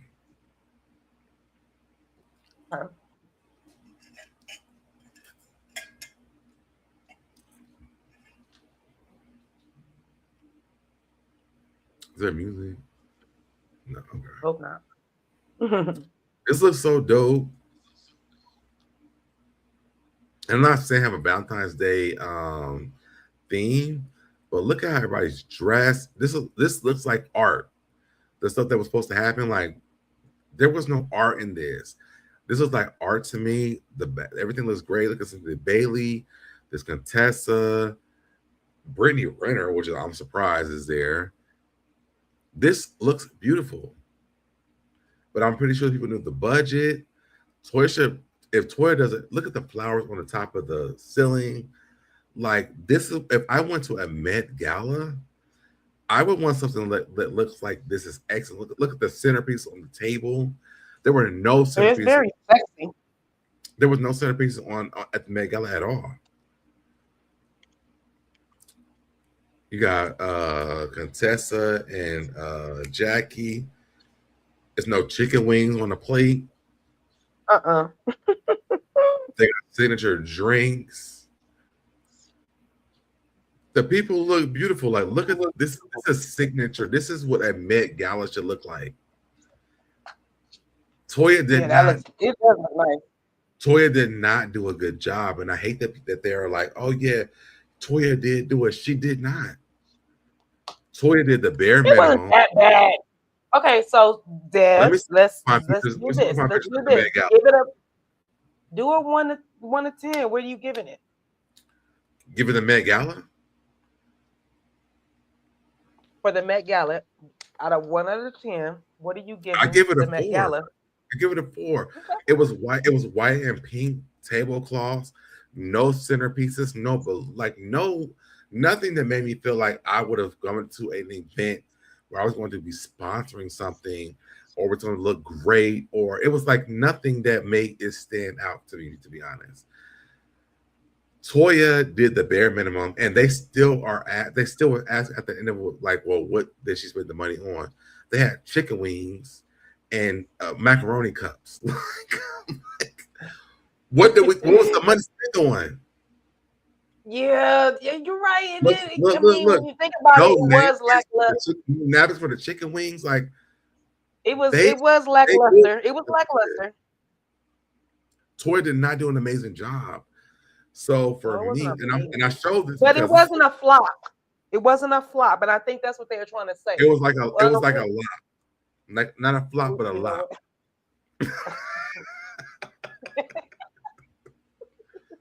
A flood that. Like Hey, it Doris. wasn't.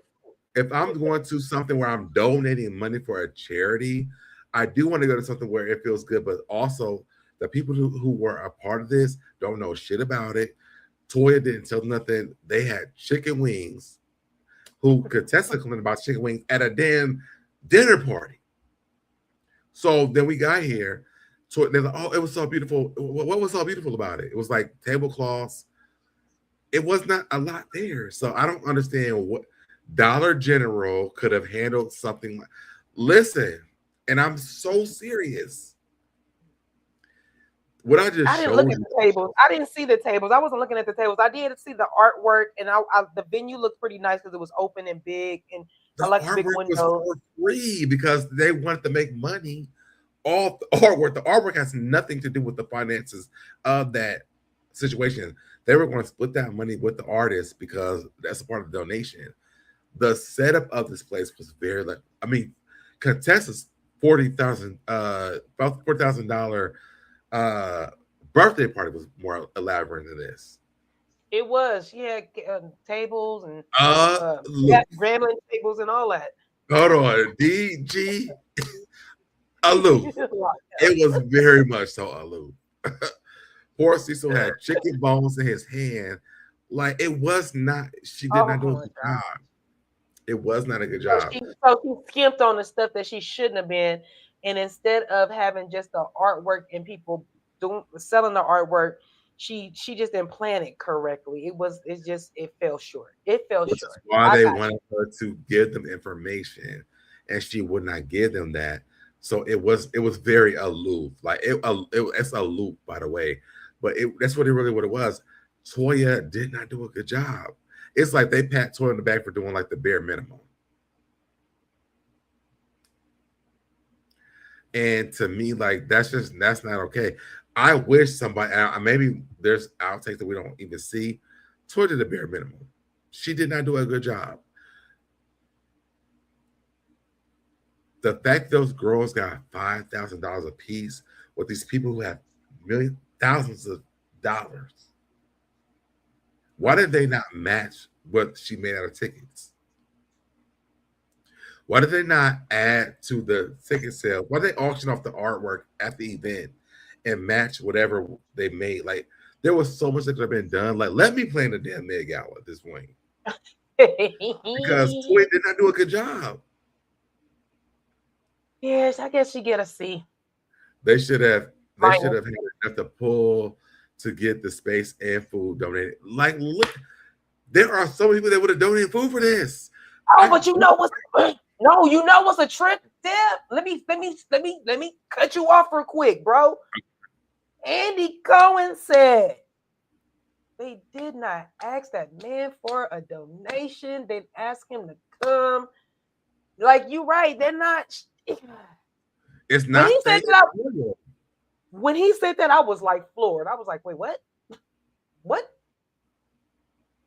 It's Toya. And I was care stupid baby. I would have bought me. I would have bought me a purse with that shit, and I'm not gonna get a good one, but I would have bought some bullshit with that. Like that's not a scholarship. They could have called OLG.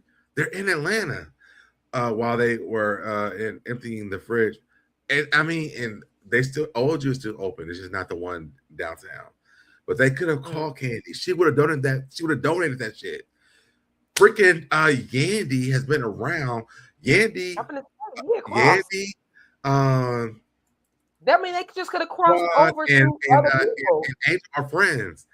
There's something that they could have called that's in Atlanta that would have showed up for them. So Toya didn't do shit. I'm sorry, y'all. I had to break it to y'all. Toya didn't do shit. You might be right. You might be right. You might be right. You might be right. What's going on? What's up, Boo Bear? She didn't do shit for them. And so that's why Evelyn don't got respect for her. That's why the other people don't have respect for Toya because she might throw a good house party when she what did she say? The one where she's relaxing at home or some shit like that. Maybe that one at her home. But throwing on an event, Toya did not do a good job. If let me tell you something, we could have done something better than this. Because we would know we had to work better, more than this. Yeah, that's what it was. She didn't use it. If I would have cut the candy alone, and with the candy, the game people, who else have I interviewed? Moniz from Love and Hip Hop, like all my people that I have talked to, Bobby Lights, like all the people that I could have gotten way more than Toya did for a scholarship. Like the food part, the decorations part, fuck all that. But the $5,000 a piece is like lame as fuck. Toya did not do justice with this at all. And for them, Pat Toya, and it was only two of them, right? It was two. It was only two of them. They that was when they say two, I was like, whoa. And then Helen was like, well, I want to thank you so much. And she was like, and Toya's like, and you know she's a single mom too. I'm like, why are you even exposing this girl's business like this? Like, why? Yeah, my thing is this. I'm sorry, my phone keeps going off, like y'all. Sorry about that. But my thing is this: each lady should have been able, each woman that each person that's on the show on Married to Medicine, they each should have sponsored. Each one of them should have had a $5,000. There should have been one scholarship for each lady. It should have been $250 for the venue and $250 for the scholarship. Mm-hmm. They should have it should have been the husbands and the wives. $250 for the venue because that's what the $250 was for. That they donated it, but then it should have been $250 for the scholarship. It's what Toya Eugene, Contessa and Scott, Quad and King, Simone and Cecil, Jackie and what's that man's name? Curtis, Brandy and her husband, maybe Angel don't have no man, but it could have been more. That scholarship should not have been $5,000 a piece. I'm sorry. Not for two of them. They spent $10,000 a piece. Mm-hmm. And Angel got money. So she could have even spent the $5,000. So it's not like she even broke. For me, it's just like Toya didn't do a good job. But they was like, thank you, Feisty. You did the best that you could do. Let's remember last year they raised just under $5,000, and Phaedra, I think Phaedra did like $68,000. Yeah, she did. Also, even Toya said she wanted to call Phaedra, but no, you can't use Phaedra as a crutch every year. So no, we're not using Phaedra. And I understand why you're saying that, Feisty. But no, if you got it, then you should be able to give it. Phaedra should have never even had to donate that much money, to be honest. Yeah, that was ludicrous. But she put her mouth. No, what she did was she put her money where her mouth was, because she the one that said, "Oh, we can get 100,000 easy." Woo-wop, bop, boop, bop. So when because she knew that they could do it too, but she's like, well, since y'all can't do it, let me do it, because y'all are doctors. Mm-hmm. And that's the thing, y'all are doctors. Like Phaedra's an attorney, she's barely even winning cases. Shout out to Cynthia, but you know what I'm saying. But the thing is that they should be able to raise the same amount of money, but they do the bare minimum. So, but let's remember last year they raised under $50,000, and Phaedra wrote a check for the rest, totaling $100,000. This was a steep decline. I had secondhand embarrassment when they said $5,000 each. Could Potomac have raised? Potomac would never. They would raise $500. Hello, what's going on, Designs? Hey, Designs.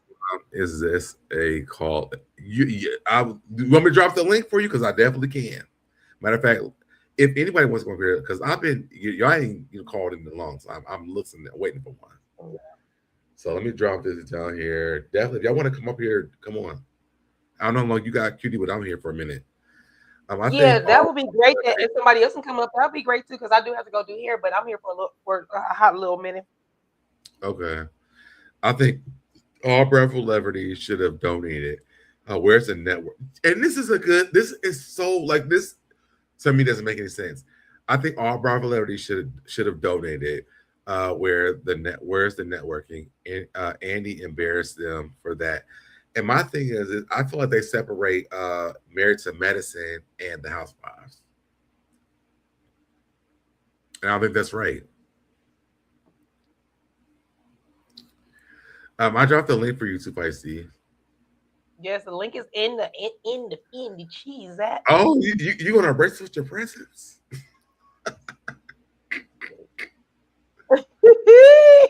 Yes, please bless us with your presence. I would love to. I'll be late for my client if that comes on, Penny. Eugene has worked in several hospitals. He should have more friends.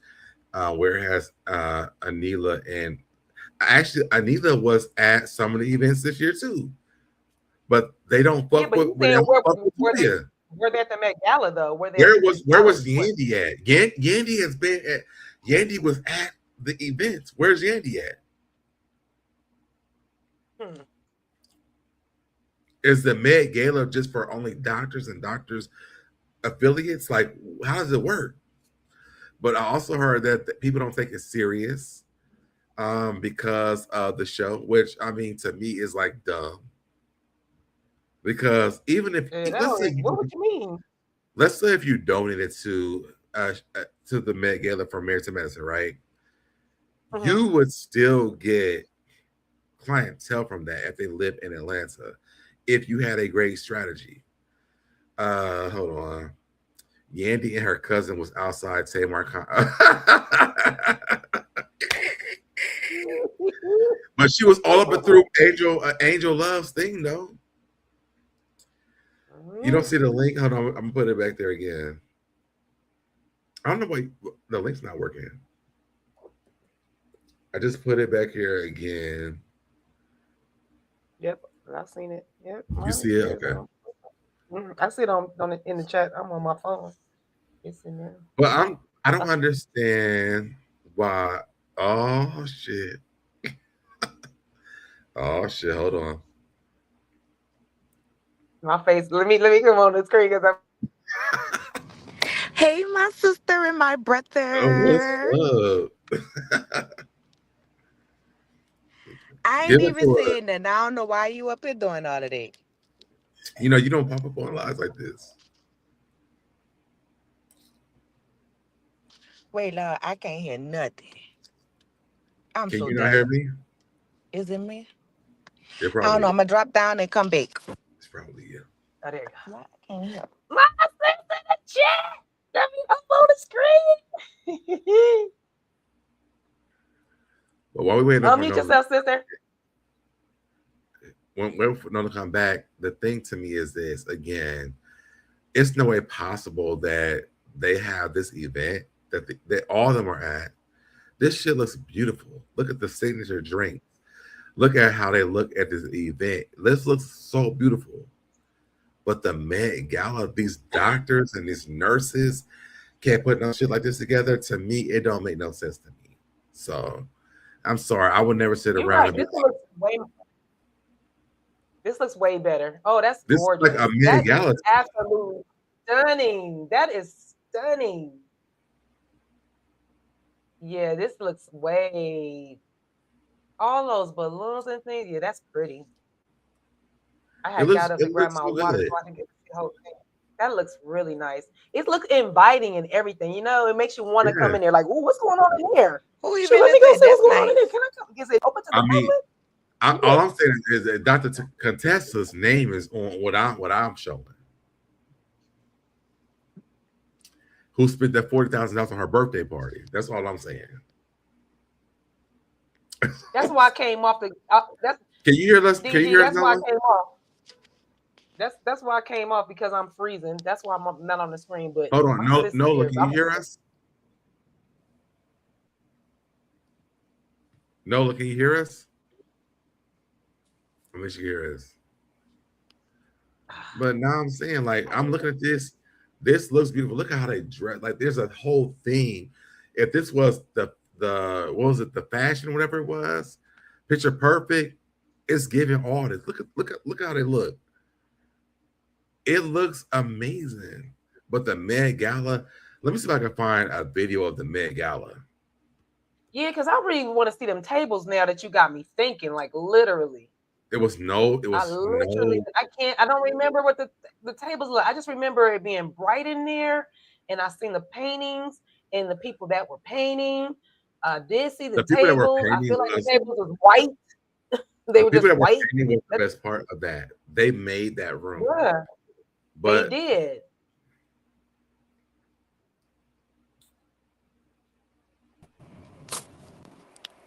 Nola, can you hear us? And Feisty, can you see the link? There you go. Nola. Oh, okay. I can hear now. Can y'all hear me? We can hear you. Yes. Babe, I'm in the car. You know it's time to pick up these churn, honey. My nieces and my nephew. Oh no, girl. The nephew catches the bus. It's the niece. Okay. Oh, look at Contessa. Now, who event was this? Contessa, it's the International Circles Only.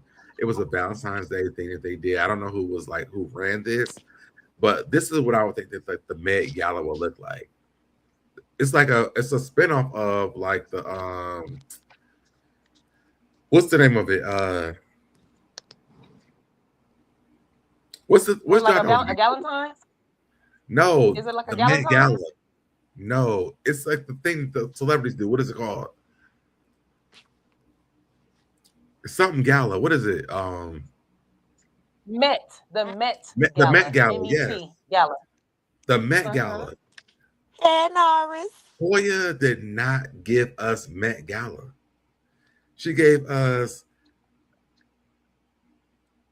J.C. Penney Gala.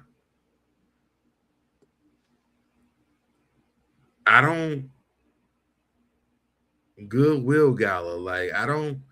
This event that they were all at, I don't even see Toya here, maybe they didn't invite her.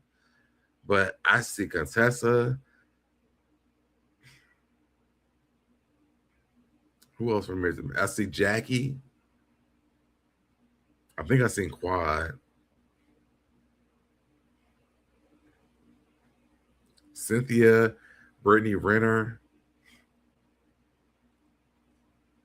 They didn't invite her. Shamia.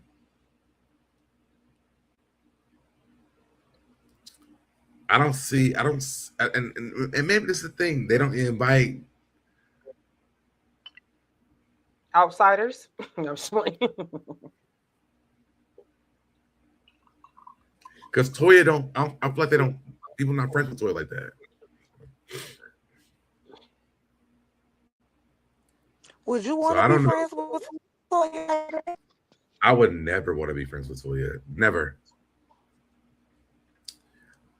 Yes, team Toya and Dr. Bunny. Where did you see Toya at? Who was Dr. Bunny? But I didn't see. Did y'all see Toya? Let me go back through because I don't think I've seen Toya. And I don't know who Dr. Bunny is. I don't know who that is either, but I want to see if I see Toya here. Wait, hold on. Team Toya. Okay, well, if they said Dr. Toya, I'd be like really confused. It's like, we figured it out. I don't see Toya.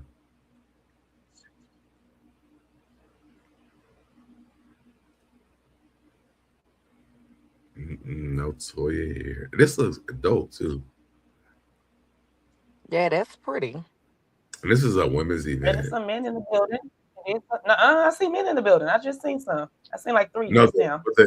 The event is called I've always been a girl's girl, and it's a luxury lottery. Something including Is it that says what it's something. called? No, it's not Somebody international. put in our chat. Somebody. I thought it was a women's event for Valentine's Day. I think I saw that somewhere. I'm trying to find Toya though. Give me a second to find Toya first.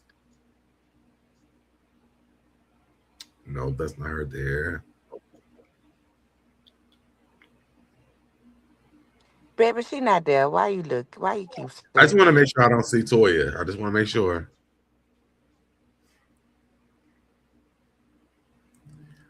Okay, they make those drinks. I want one. It looks nice. Yeah. Okay, so Yeah, the Met Toya's not. Gala was not. The Met Gala was not given that. And they like that, and I feel like they was like, "Baby, you did the best you could," because that's all I'm thinking about. Okay, yeah, I don't see Toya. Um, I'm gonna just scroll back just a second. Yeah, I don't see. Oh, there she go. Where? Well, When they open up that door, because that's what she is—an open door of bullshit. Okay, so Toya was there. That's the only Toya that I see. I said not. the way I cannot stand you. The way I Look, cannot look, stand you look, today. Toya, open up this door of bullshit. There go Toya. Okay, so that's the only part I see. He had me good too. I got my eyeballs so close. I'm glad I'm not on camera. I would have been 3D. I'd have came into y'all living rooms. Because ain't no way that Toya was in that damn building. I'm sorry, it don't make no damn sense to me. Let me see. Let me go back to this. I'm sorry, she's just not a good person to me, and I just won't. I can't celebrate no bullshit like that. But here we go.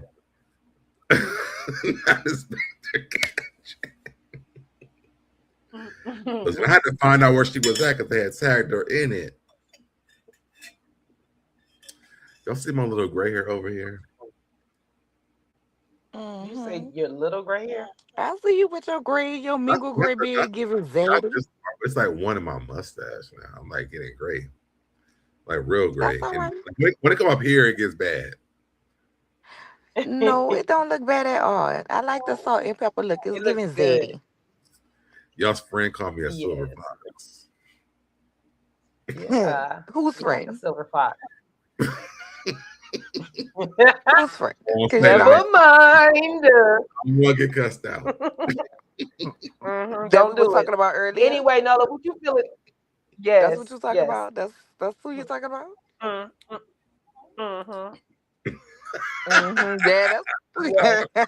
yeah, that's who Yes. you're talking You about. You know. dirty dog. You But I do. Okay, so cannot. since you're here, I do want to talk about this though. I do not like the fact that we are watching Simone and Toya be the victims of the show. They're not.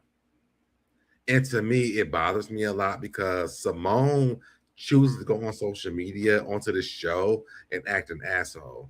I don't feel like that Jackie. I don't feel like Toya. I don't feel like Heavenly should have to be take accountability for uh Simone acting an asshole on social media on television. She made those decisions on her own. And I feel like if that's what you want to do, don't come to me when your job comes over here to me and saying that you are aggressive or that you whatever the other words they had used. No, you the only way they can do this is if you film this stuff. So her getting into the argument with the other woman, right? Mm-hmm. With the women and they call her aggressive. That's what got her worried about her career. She wasn't worried about her career because I'm gonna bring y'all back because people seem to forget that Simone is a diabolical ass bitch.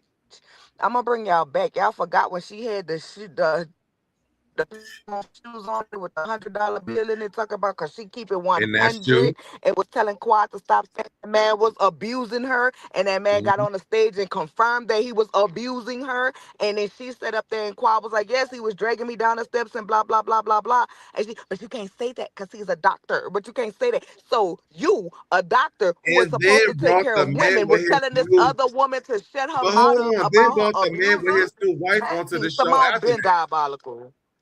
But then she brought the man with the new Simone wife onto the been show. for him But to let's only add all of it up. do what we already knew that he was doing. For him to already do what we knew he was already doing the Quad, but now to talk about you feel sorry for Sweet Tea. I don't give a damn about sauerkraut. I don't give a damn about how what she went through. Cause you saw that man talk about how he cheated and dragged that woman to pop up in his DM and say, "But I'm gonna get your baby." Then that's on you. I don't feel bad for her, but we're not gonna sit up here and act like Simone is no victim and everything is Quad. I don't care what Absolutely not. Simone Quad got into. Some Quad ain't never went to try to tell nobody that Simone was sleeping with doctors in the ER behind Cecil back for the South House, but it was okay for Simone to go ahead and tell people that Quad was screwing around for crime more than the baseboards, right? Because she couldn't afford that house and the upgrades on its own. It's all right for Simone to bring up Quad's niece or little cousin, whoever the little girl was to Quad, passing away at our house. It's okay for Simone to go around and be trying to get the Speak on it. Speak on number it. to see if this car is stolen. All that's okay, but the minute that Quad give one of her Martin Luther King speeches instead of acting like she from Memphis for real and cussing them hoes the fuck out, then Quad wrong? Hell no. We ain't gonna stay out like starting at the end because y'all just don't like that girl. Simone need a muzzle. Mm-hmm. And she need her cheek chiseled. Hey I y'all. agree with you. Hey, too, How y'all Feisty. doing? Hey, Feisty. Oh, it does my heart good to see the three of you up here just chatting away. I'll be seeing I'm you in too happy, advance girl. My too. favorite. Oh, you know, I was in My your favorite. comments yesterday on Twitter, Dale. You know, I had to, I Oh, love to I shake didn't. the table Is up your a name little. different on Twitter? Mm-hmm. Okay. You know, Yeah, my Twitter been going off. I love to shake up the table. Y'all know how I do. Yes. I have You loved better how shake the table, sis. listen, I love Well, how Twitter has been really like been going off on my posts. Because I don't really get that much traction on Twitter like that, but like my shit been going. now I saw your analytics for that post yesterday was Yes. kidding me. Today's is even better. Yeah. Because they bring, I promise this ain't no shade to nobody in particular, but if your Married to Medicine numbers ain't numbering, I think it's because you haven't facilitated a proper conversation about what's actually happening. Because Mhm. the people are watching, the people are engaged, the people are interested, and if you're not Mhm. seeing them numbers on your page, I think you might want to kind of recalibrate your videos just a little bit, because everybody else is hidden. But no, I just want to say I've been trying to get in here for the longest, but StreamYard was tripping and I was driving, so I know y'all kind of to the end, but just to We're not even halfway get to through. where I wanted to come in. Well, we haven't. We only made it like halfway through. I'm gonna probably come back tomorrow because it's so much going on. I only made it like halfway through my notes. So Yeah, it's a very layered I would conversation. love to come back tomorrow and do a part 2 on top of that. That's not because I gotta leave. It's just because, like you said, it's layers. Like It is. It's there's a lot layered. going on. There's It's a lot of going conversation, on. and with Nola bringing it back, yeah, there's a lot that can be discussed. Go ahead, Feisty. Let me shut up. Well, specifically, what really made me want to come up in terms of the Met Gala. I once upon a time fancied myself a party planner. I always tell everybody this story. Before I was an education major, I was a business major because I wanted to be a wedding planner. I love weddings, love planning parties. The creative in me loves to come out and come up with themes and all that other stuff. So I understand what it takes to plan a party. And for me, I always say it's very easy to plan a fabulous event when you have an endless budget, but you really see magic happen when you really getting by on them 2 loaves. What is it? 1 fish and 2 loaves of bread, like in the Bible. it's one And you fish. see somebody, Yeah. And you see somebody make magic. Really, that's how you really know somebody can really plan an event when they have very little resources, very little small budget, and they can make magic. Yeah. And in this particular case, I'm not saying that the Met Gala did not look beautiful, but there is a difference between throwing an event and fundraising. Mhm. And the purpose of the event is to raise funds for whatever charitable cause that they are featuring that year. Last year was something different. This year they wanted to give out medical scholarships. Oh, it's two fish and one loaf of bread. Yes, thank you. And in this particular case, there was a very drastic decline in the amount of funds that was raised. To go from $100,000 donation to two $5,000 donations is very sad. It really is. And we can sit here and nitpick all day long on whose fault it was, but at the helm of the event is Toya. And I really feel like, because for a long time this cast make sure you say Toya Bush Harris. Toya Bush Harris, her and her husband, because Eugene was actively participating in the foolishness, like he always does. I really think that this cast, they have come to feel bad for Toya, because they, for years, they always used to, beat up on Toya for not doing anything, which is true. She really didn't do anything. It's not like they were lying on her, but and now, because Toya has whined and complained to them behind the scenes, there's been this quote unquote rebrand of Toya happening for the past several seasons. Toya's a businesswoman. Toya and that children's book that she wrote that has all of 3 reviews on it, and Eugene is one of them. Toya wrote a children's book? Yeah, exactly. Because it was just done as it really was just done to make it seem like she does something. She really doesn't do anything.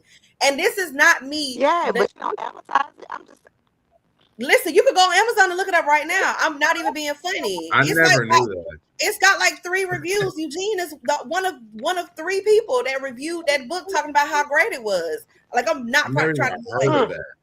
I'm not saying, and I want to be very clear. I want to be very clear. I'm not saying that being a stay-at-home parent is not a job, but we also gonna tell the truth. Toya got a nanny, and she have one of her relatives looking after her boys. Toya is not a stay-at-home parent. Toya is a parent that stays at home. And so can I? So this is my thing. Well, I was a stay-at-home parent.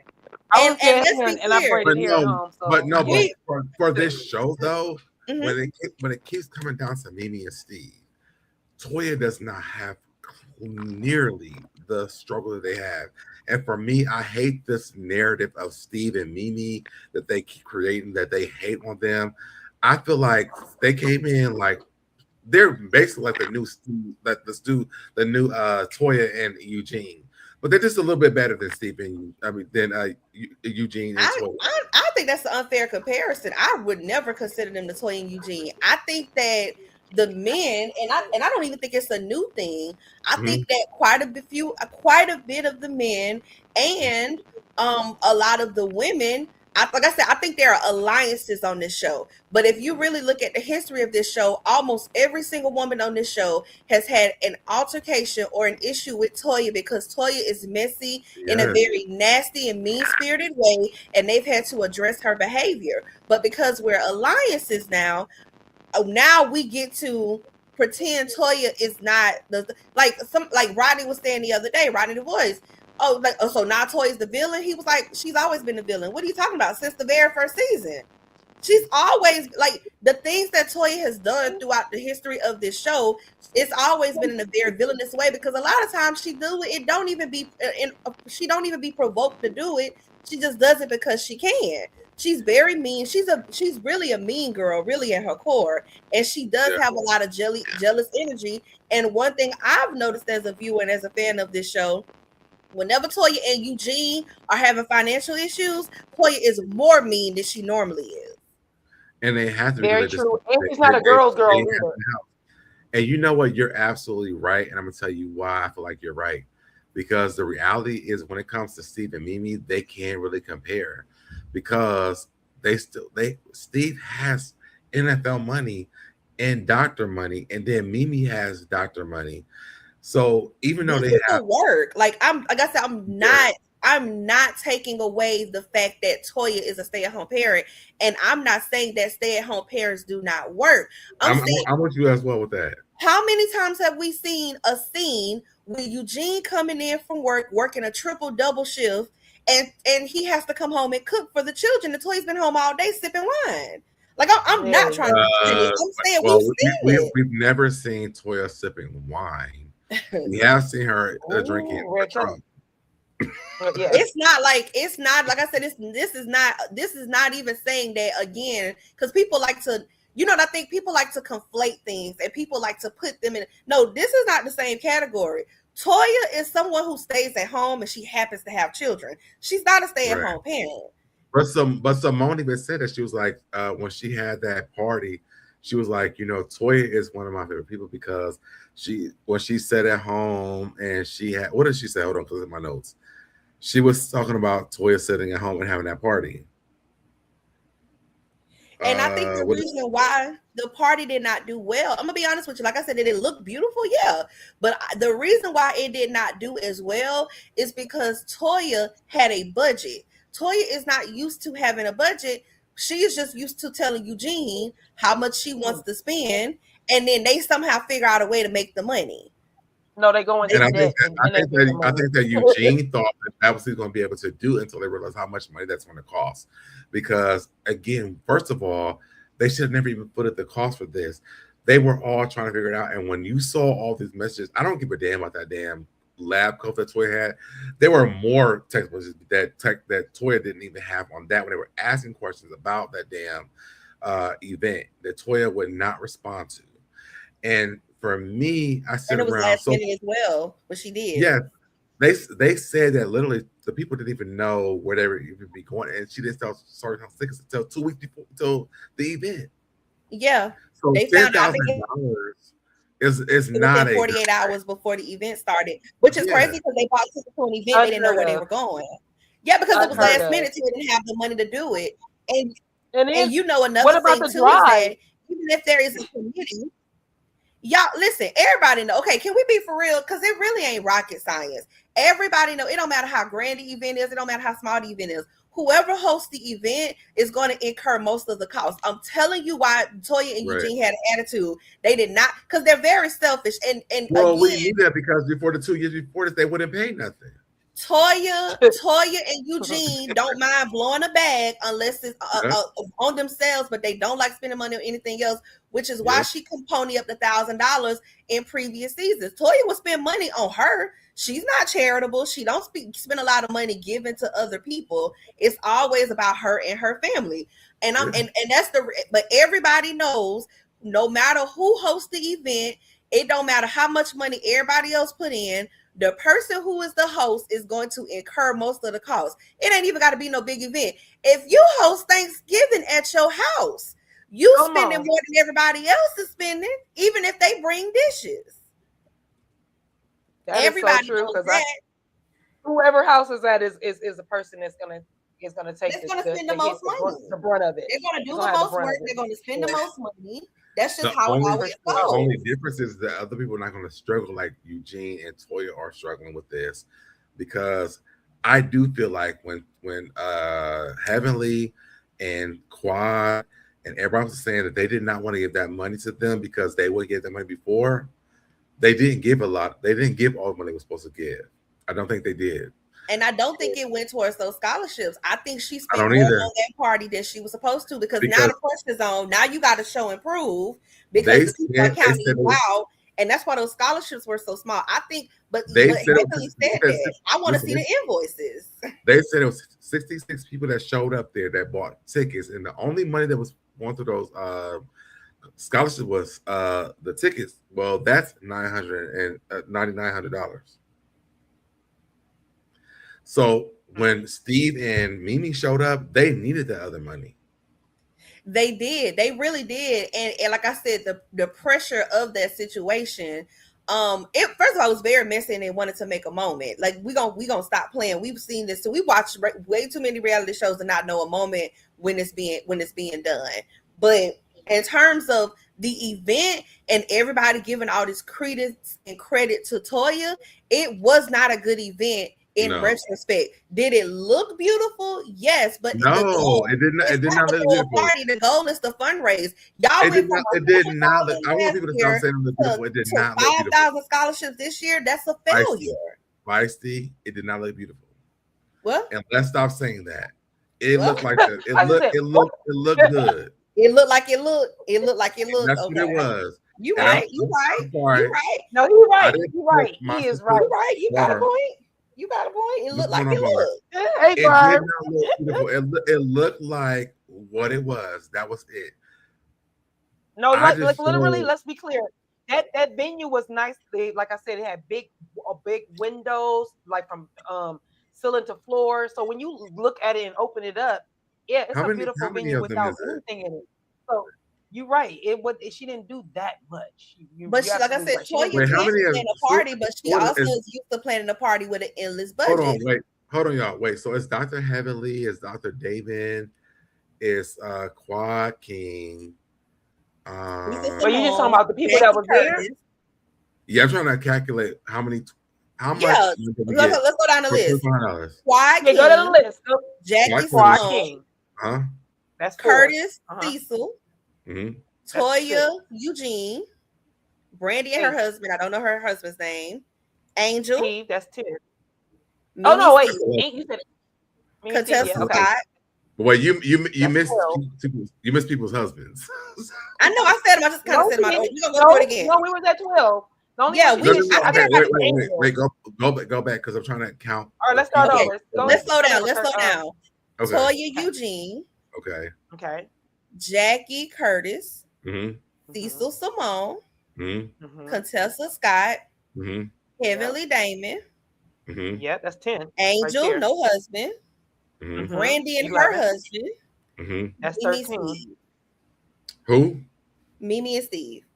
And did I say Quad and King? Yeah, so that's 15. 15, 16, 17. That's 17. All right. That's 17. So,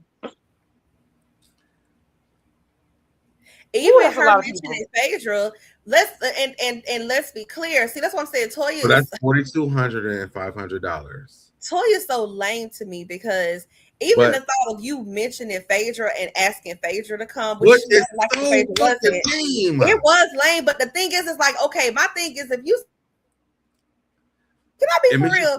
If you such a boss bitch, and as you like to rub your finances and rub your fashions and all this other stuff in people's face, you shouldn't have to call Phaedra to so she can come and cut a check. You should have come and take if you want to, because Phaedra was the one that bossed up and said, we're going to set it for 100,000. I don't know, Phaedra. That's kind of a high goal to make. Well, tell you what, whatever we don't raise within that 100,000, I'm going to write a check for the remainder that is due.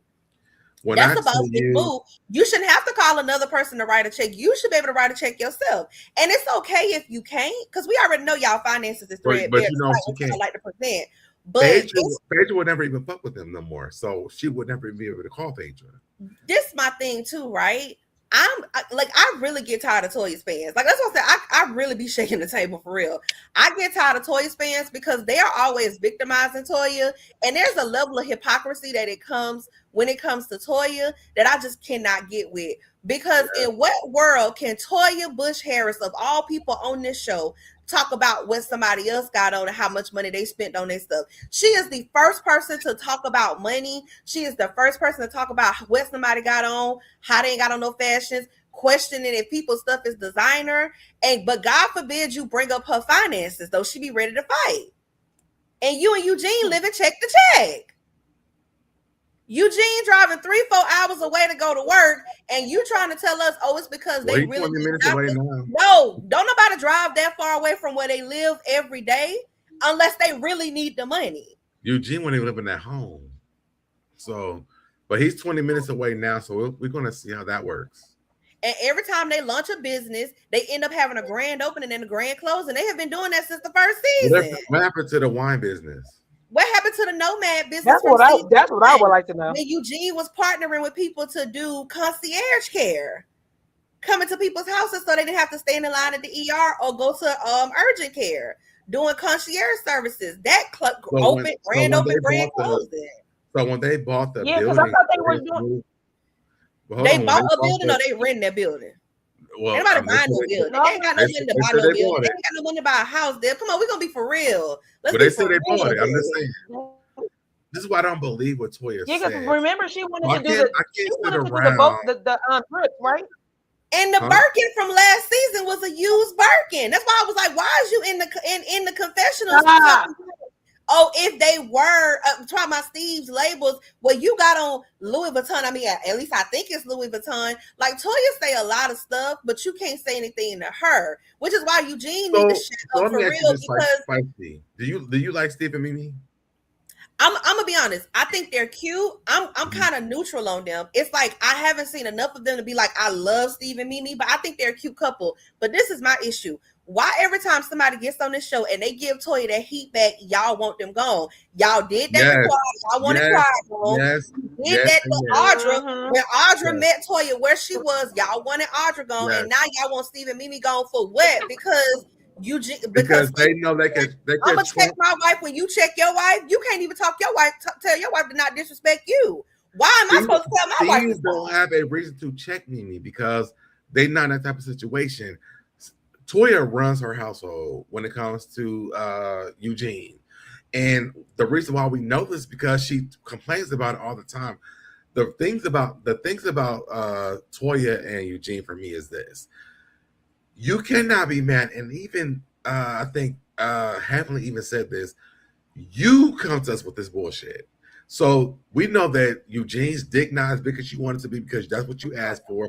It might have been a funny thing to say, but we know but you from said now on, it though. you said that shit. He likes to embarrass him and not in a like. You know how Heavenly will make sexual jokes that makes Damon a little uncomfortable because he's kind of private and quiet and shy. Yes.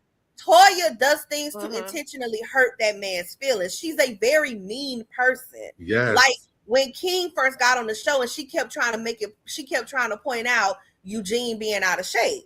Why are you doing that to that man?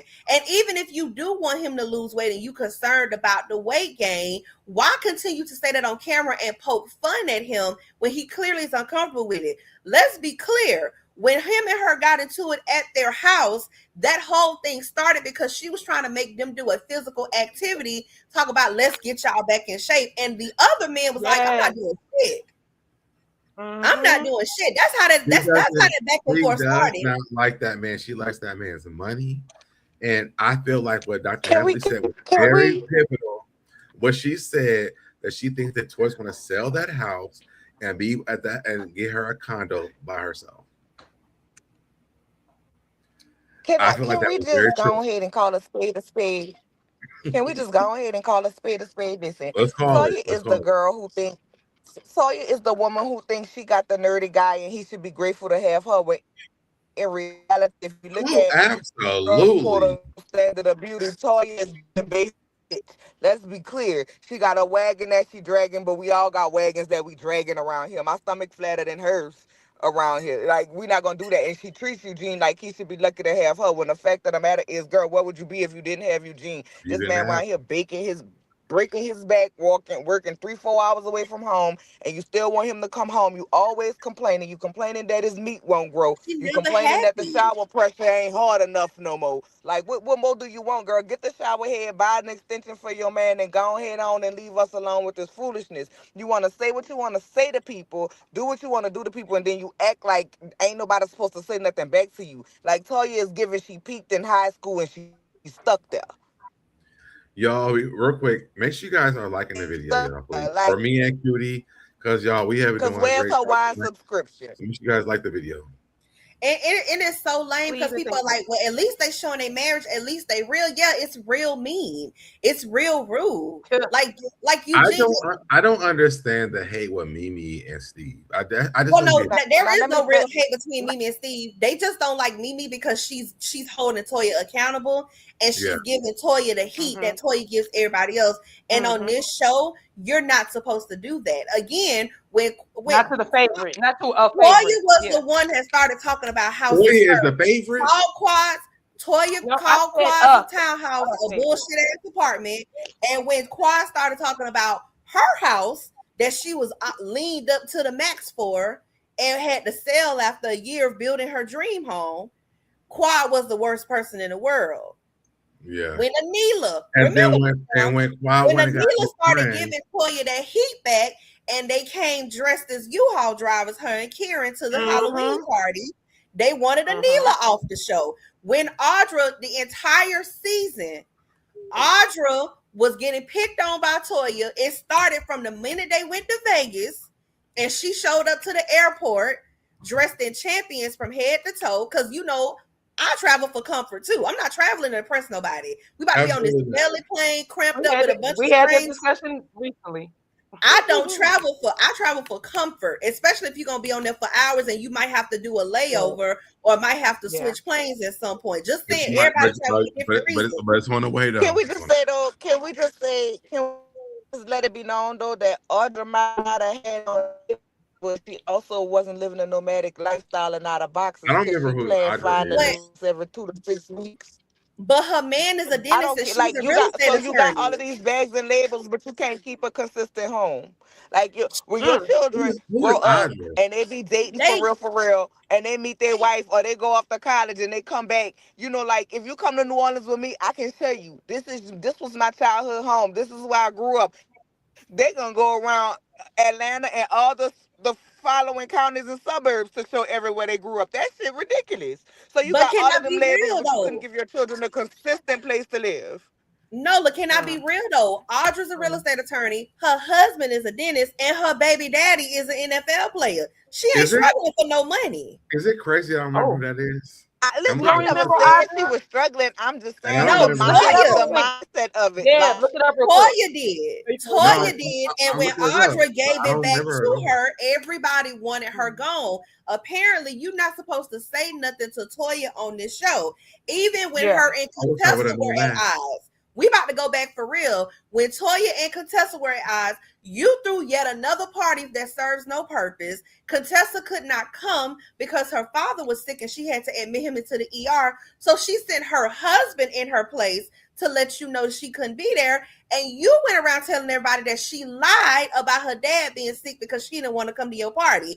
And when Contessa called you a nomad, y'all wanted her off the show too. So what is it, Lois and Toya? Because I don't like nobody that goes with her. Toya don't bring her Toya is mean, to the show. And you're not supposed to say anything about Toya, even from the very first season. You definitely not supposed to say that about Simone. And remember, from the very first season, you never, ever, ever going to convince me that Toya, one, did not run around telling that lady's information about her child on purpose, and two, that she did not intend to harm when she was talking about Mariah's daughter.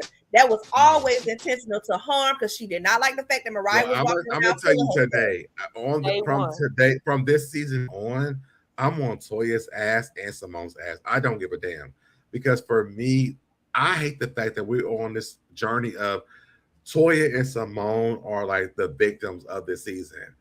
Y'all bitches have been doing this shit, and excuse me for saying bitches, y'all, because y'all know how it goes. But y'all have been doing this for like all this time, and like it's so weird to me that Toya and Simone get away with all this shit, and nobody's looking at them like it's wrong. I'm glad I have Twitter, because Twitter been on all their asses this entire time. I wish I could play my video that I posted, because I'm like, well, hold on. Let me go back to this one season from this one event that Angel had. Simone literally went off on Heavenly, Angel, and Quad in one event. She's unhinged. You can't change the fact that she literally was unhinged in one event with 3 different people. Even when they were on the reunion, they were like, well, Heavenly, she's like, well, I am. Like, Heavenly admits the shit that she is. But Simone is like, oh, well, I'm not in this. Ma'am, you are the most unhinged person on the show. Simone was being unhinged. No, we're going to be for real. Simone was being unhinged. Yes. And that whole thing started, we're going to be for real. If she was being aggressive and she was being unhinged, her and Quad literally had a screaming match, all because Quad wanted to know, why are you trying to look up my VIN number? Which is crazy. because crazy. y'all were insinuating that man was a scammer and he gave that girl a stolen car. But now that they broke up, y'all want to be buddy with that man. Y'all bitches give it to me. Is this thing on? Is this thing on? Hello? Y'all ain't shit for real. Because again, before they broke up, he was a scammer and y'all was running around playing. Yep. Remember last summer, everybody on YouTube was doing videos trying to figure out if King was a scammer. Who you think was putting that information out there? It was Simone. Hey, cousin. Listen. What's up with anything? The same way, okay, we're gonna keep it real. The same way Phaedra was the one that put that information out there about Heavenly Son. We're gonna keep it real about that. And she did the same thing with Candy. So, like, I mean, Phaedra was the one that did that about Heavenly Son. That arrest had happened years ago. That arrest wasn't even new. And Heavenly said herself, I don't believe that lady is lying. I thought the people were lying until I clicked on one of them videos and I was looking at my child's birth certificate. You don't just have access to people's birth certificates. You just cannot get access. That's not public information. You do not get original copies of. Oh, sorry. I'm sorry. Wait. Or unless you have a court order or power of attorney. However, an attorney can access. Why do y'all still like Phaedra? Like, this is the reason why I don't like Phaedra. Well, Phaedra absolutely did that to Heavenly because Heavenly had been saying, I know she did. Leading up to that reunion, I'm on your ass if you show up to that reunion. And Phaedra put that information out there to get Heavenly. And Simone did that to Quad behind the scenes and then got mad because Heavenly told Quad, you know, if I get a hold of that VIN number, I'm gonna check that VIN number. But now y'all want to be best friends with the man and hang out with him outside the show. This is an old playbook. And the VIN numbers are his VIN numbers. But that was his VIN numbers, though. That's the thing. So, like, it's just weird. But I want to show you guys this. Hopefully, they don't take it down. If they do, I like that one thing. But I posted this today because I'm like, it's weird to me that Simone doesn't understand that she is unhinged. So I'm gonna pull this up here for you guys. You can see it. Because why not?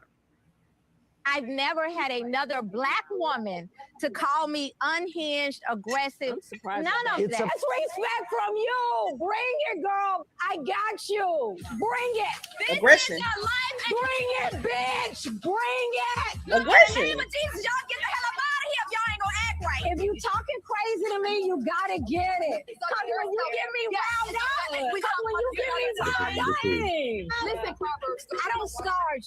You trying to get me riled up? End it right here. I don't start. When you come for me, you get whatever the you get. Let's end it. Okay, right. Done.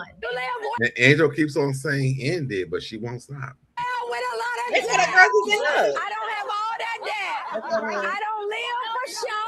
I don't have all that debt. So in one night, Simone has been unhinged in 3 different situations, but Heavenly has to take responsibility for her being unhinged. To me, doesn't make any sense. Well, Deb, you know how this go. When people don't like you, when you're on this cast and people don't like you, I don't like the way they don't care what we do. They don't care what the not, truth is. It's just about who they like and who they don't like. See, these women can do anything to Quad because they don't like Quad.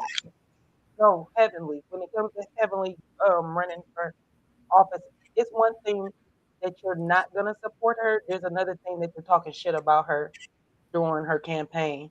You know they were trying to sabotage her campaign, Cutie. You know for a fact. Hold on, y'all, real quick. Ranting, if you want to come up, I could drop the link for you if you want to come up here with us. Go ahead, y'all. Cutie, you know for a fact they were trying to sabotage that woman's campaign. Like, and I think it's funny they are to worry about your career, even though at this point, for all the antics that's happened on this show, if the patients haven't left at this point, they never gonna leave. But this woman is like Toya and Simone were actively trying to sabotage that woman's campaign. And they never ever stop. They still tell the reunion they keep trying to do this. To me, I feel like if Donald Trump could be anything, why would y'all even sit on any platform and try to take that away from her? And when they asked on this platform, they was like, well, who would vote for her? No one. Everybody voted for Heavenly besides Toya, Simone, and Brandy. Brandy is the person. Well, I don't even like her at this point because why would you not vote for her? You don't even know Heavenly like this. She said she's into politics. She said Well, I she's think into that's- politics. She's not. If she's in politics, She's and not. she would have. She's not going to do it for show. She needs. Then she would have said she educated wants Evelyn Mimi to when do Mimi it, came to her. Listen, what I'm saying. She would have educated Yeah, Mimi I when got she you. Mimi came to her and said to her, "Be careful about who you surround yourself with." Instead of saying, "You're not trying to not be a friend with Toya." She could have educated Mimi at that time. So I don't feel like she's a friend of hers. I feel like she's a what is it called? The person that want to be like, I want to be your friend person. I don't feel like she's like that person, because if let's say you're going up for office, cutie, and I'm like, well, my friend's doing this, and people come, I'm like, no, my girl's cool. I'm not gonna be a fucking person where I have no reason to not. I'm gonna tell people why you can, because you don't like her. I don't feel like that's cool. Like, Can I say this really quick about that? Yeah. Thank God most of the viewing public that watches this show is not in her district. That's number one for all people saying I'm not voting for y'all, not in her district. But when I go in the voting booth, I make my decision based on what is presented before me. Yes. In a perfect world, we would have a perfect candidate and we would be able to vote for them and elect them and put them in office. But that's just not where it is. And the way these people talk and act, when it comes to who they would vote for if they could, is the exact reason why that fool is in office now. Because instead of you voting for the lesser of all evils or the best option presented, y'all pick and choose and you decide not to vote. But to be very clear, your vote should be based on all the nominees present, and who is the best option for you and your family and your livelihood. And the people can say whatever they want to say, but Heavenly is for real about this, and she's put her money where her mouth is. She literally was on the news helping the TSA workers at the Hartsfield-Jackson Airport. And for those who are watching who have not seen it, those people have not gotten a paycheck in 2 pay periods, and they are still expected to work. Those lines are, I literally saw earlier. Well, they're not expected to. It's wrapped around the building. I'm talking about that's not true. Okay. They can sit at home. They don't have to work, but they do work. So that's the even bigger reason. Because they're furloughed. Yes. They're furloughed, but whether they're at work or they're not at work, they still, especially in today's world, y'all. Eggs is about as high as gas now. I'm saying that's the bigger reason why to support them, because they're working and not getting paid. Yes. And it's also for your safety, because you're going through an airport where there could be things that could happen where you would you watch the view from an airport. You have to. TSA is a big. It's a very essential. Yeah, it's a very essential thing in this country. People are working there for free for you to be safe. You should think about this before you even walk through that threshold. And she has, though, because I just saw that she brought thousands of dollars worth of food and groceries to help relieve some of that pressure that they're feeling, because they're not making any money while they're working. Yeah. And that's something she did. I didn't see any other candidates out there. And I'm not saying that means you need to vote for her, but I'm saying, who does that unless they're serious about caring for the district that they're trying to get elected to represent? Well, when you have people on your television show who keep doing the shit they're doing, it causes confusion. And so for me, this is why I really don't like Simone and Toya for real, because they are so mad at Heavenly, like they will risk it all. I realized when Andy asked on the show, on this reunion, he was like, who will vote for her? The only people who didn't like raise their hand was Brandy, Toya, and Simone. And I'm like, y'all are that fucking mad at her, like y'all wouldn't vote for her. To me, I feel like I wouldn't want you to be my motherfucking doctor, bitch, because the way you be yelling and screaming at people on this motherfucking show, but Heavenly never be like, oh, she's done a good doctor, nothing like that. Where is your, like, where do you level out at for me? Because your vote should be based on what's your best option. I'm not even voting right now. I'm talking about the fact that when he asked, like, they're not even her district. Yeah. But when he asked that part, they don't even be her district, but they couldn't say I would if I was there or whatever. But you also have Simone in your district who's yelling and screaming and doing all this type of dumbass shit. Toya, who's like a damn bimbo at home, like, but like you can't even say this. Like you're on the show with this lady, which will give you the ratings you want and whatever. But like y'all can't even support this lady. For me, I feel like I'm disgusted with Simone and Toya because even if you don't want to vote for her because she's not you don't vote for her, she's not even your district. But you could say I would vote for her because she fights for what she believes in. Let's just say that part. I do feel like Heavenly will, like she's on a pathway to fighting for things she wanted. She gave out some information about her son, about him having a disability, all these type of things. But they're sitting over here like so mad and bitter. Like for me, you're not even listening to what she's platforming. She's been talking about vaccinations. She's been talking about education. She's been talking about the rising prices of groceries. She's been talking about small businesses. She's been talking about the TSA. But Toya and Simone is so mad at her. It's just like, I can't even support you and how you feel about Heavenly because y'all are just some mad bitches in my opinion because she's doing the right thing. People are the entire cast besides the three of y'all and Brandy for me, like you a pick me, like because why are you so mad at Heavenly for? Like why? And it's very cliquish, but she's trying to make it sound like her reasons is intellectual. But like I'm gonna be clear, I still call bullshit on. Well, I'm very much into politics. Well, for somebody who's very much into politics, it would sound to me like you would say, well, you know what? No, there's another candidate that's running who I find to be more aligned with my concerns. But you're not saying that. You're just saying it's not going to vote for Heavenly. So, but for me, Feisty, you take it a step further. Maybe there isn't nobody that is in line with her stuff. Why wouldn't you help and offer your knowledge? There are them. The thing is that there are a lot of candidates. So you're showing your hand. I think there's it's very cliquish, but they want to pretend like there's some logical reason behind it. Oh no, you're just doing it because Toya, Big Boss Toya told you we not voting for Heavenly, y'all not voting for Heavenly. Like I said, for anybody who's watching, I don't even know if Brandy is in her jurisdiction. So understand this: Toya, Simone, and Brandy, they got money and they do not face the same financial pressures that the rest of us face. So you a damn fool if you vote for someone else or you just choose not to vote.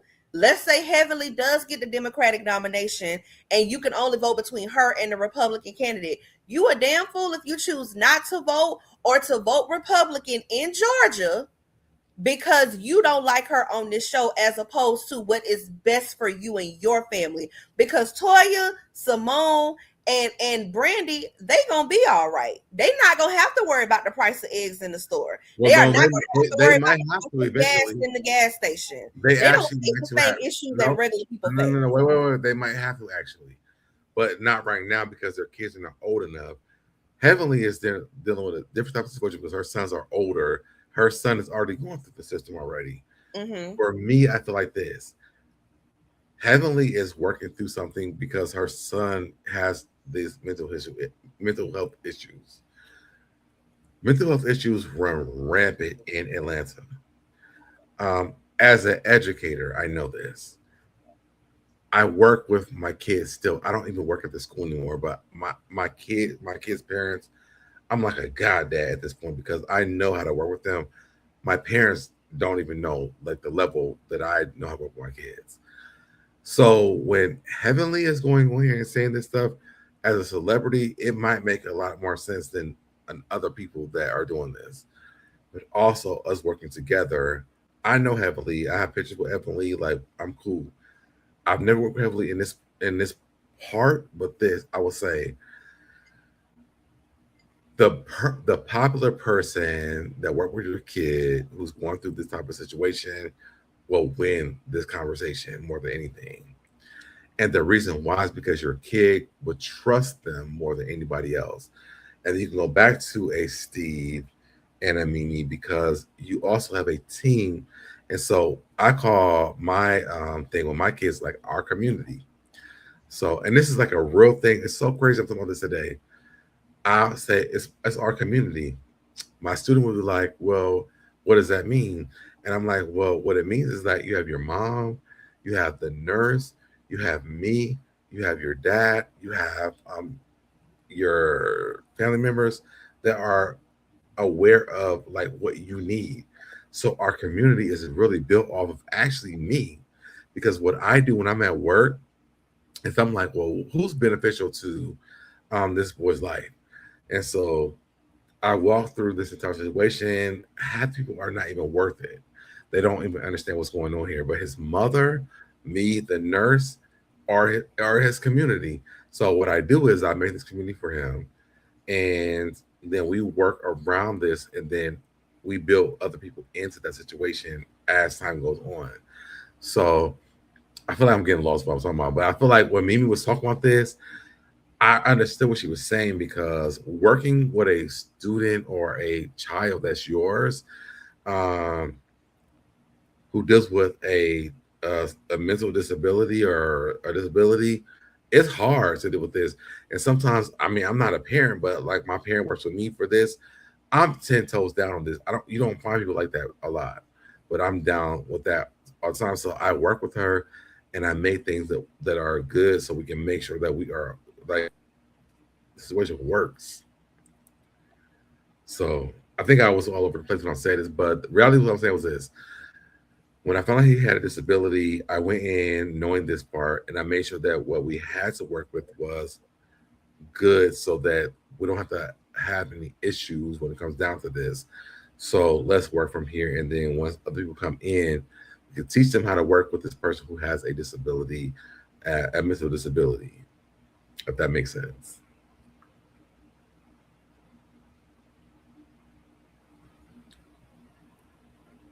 I think I lost y'all. No, I'm here. I'm here. I think I I'm said here a lot too. of stuff. I think what you said needed to just resonate a little bit, because it's some real stuff. It's not just petty reality TV drama, which and you know, I just try to take things with a grain of salt when people form these opinions about some of the cast members, because I know y'all just don't like her. Y'all just don't like Heavenly. Y'all just don't like Quad. Like, there's just certain people y'all just don't like. And you know what? That's cool. But I'm also the type of person, the same way y'all just don't like them, I'm also the person that's always going to point out the hypocrisy in the situation.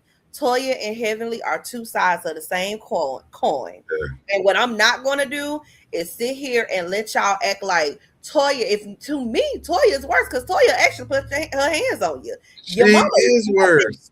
Your mama is nothing in comparison to what Toya said out her mouth. She just insinuated that Steve was gay in that Carlos King interview. She called Lisa Nicole's husband. Oh, so we have not even that person. Wait, And- we haven't got there. And let's be very clear, her Because bestie she did say Simone, that. her bestie Simone, the infamous with your raggedy broke ass. People need to remember the reason why Simone even said that to Toya is because Toya called her a bad mother in front of her children. Who, Simone? Yeah, that's how that back and forth started. They were going back and forth. But she is. I mean, to be honest, she really is though. Well, this is the thing, And the reason why I can say this, I do want to run back to something that you just said. Mm-hmm. That gay stuff is really detrimental, and Which I time? hate that with the She's done conversation. it a couple times to people. Which time? The last one, the one you just Steve. talked about. Okay, Steve. Steve, yes, because when she said that, and Carlos King, who for me, I'm like, now why you ain't correct that? For me, You know how you do. You child. I feel like with him and Dustin, it's starting to change a little bit. I know Dustin, so it was very weird that when he did do that, like there was no correction. Because for me, Because he just laugh like he always do when people say crazy stuff. I feel like people say that all the time. I don't feel like that with Dustin. And maybe he does do that. Maybe because I know of him. I don't think that way. But to me, when that happened, I was like, why are you doing this? Because you are also a gay man. Dustin is a gay man. and y'all making like a leeway to be homophobic. I don't know. It was just really weird to me. I feel like I just lost my. No, it is. It really is. Like I said, but again, if Heavenly had insinuated, look at how much flack they gave Heavenly when she was on Sweet Tea and Greg, even though Sweet Tea was the one talking about her and coming crazy at her. But Heavenly can't say anything. Heavenly and Toya do the same thing. I'll do you one better. I'm trying to figure out why y'all love Eugene for being a quote unquote supportive husband, even though he really isn't supportive. He's just messy and he gets in the mess with the women. But y'all villainize Damon, and Damon don't even say nothing. But you need to, he need to get his wife. He don't need to get nobody. First Is of all, Eugene a supportive husband? No, he's not. He's a lapdog. This is the real tea about Damon and Heavenly. That man, I think it is weird that y'all, this is the real thing. Y'all want to see somebody humble Heavenly. Mm-hmm. Y'all want to see somebody humble Heavenly because y'all don't like her. And regardless of what, every person who has ever come up against Heavenly, they might have got a few zingers here and there, but nobody has ever made Heavenly shut up, and nobody has ever made Heavenly be humble. And y'all want to see Heavenly get humble. And because the women on this show can't humble her, y'all want to see her husband do it. I think that is very weird and very weird. Can I tell you why that's happening? Damon is like a roach. Mm-hmm. He will never disrespect his woman. He will be around for the entire time. Nor should he. And I hate to say the word roach, but Damon is never going to disrespect her. If Damon does do that, we would never even know. And but why should we? Gonna do it behind closed doors? Because it's two things though. Y'all want him to humble her, and you want him to do it for an audience. That is weird to expect a man that has pledged his life to this woman, had kids, built a life with. They've been married for almost 30 years? They've been married for almost 30 years, right? Yeah. Please tell me why y'all would expect this man that has spent that much of his life with this woman to embarrass her for an audience when he pledged vows to her. That is a weird request to make. What Simone said too, though, it was also really weird when Simone was like, well, me and Cecil got married because we loved each other, but then y'all got married because he had a baby. I mean, how do you? Is that true? But it really don't matter why that man. Even if it was, what does that mean? It really don't matter because and the funny part is Damon has already told y'all what it was when it comes to Heavenly. He loves his wife, and he would never embarrass her, cutie. Ever. Do you not know if your husband was to embarrass you publicly for a bunch of other bitches that don't like you? I would say, girl, you need to go to the courthouse and file the paperwork. That man don't owe them nothing. That man owe you something. He right there with him. He don't like you. Yeah, if he don't like you, then he right there with the girls that don't like you. This my thing though, right?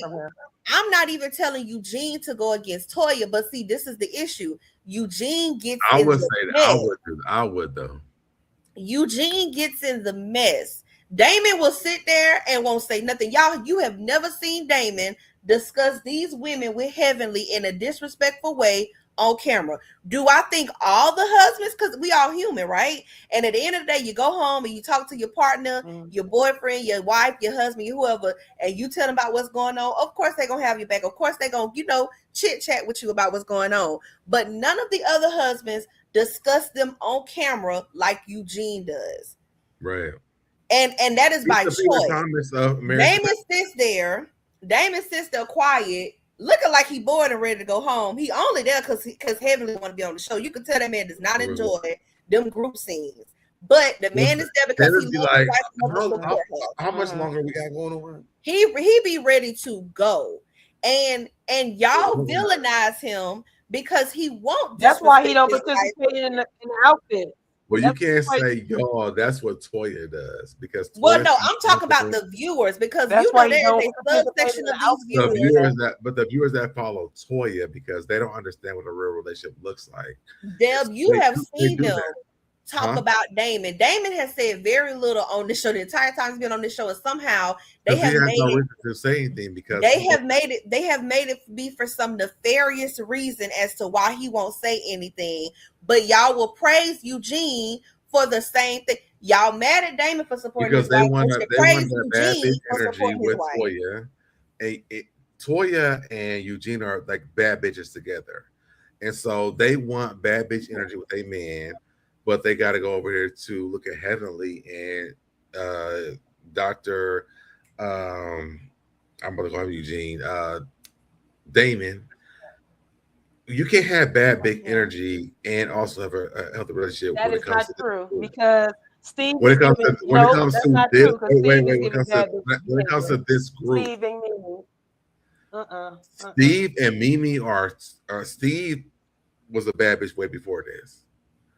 Steve was a football player who became a doctor who met a wife who's also a doctor or who's a psychiatrist.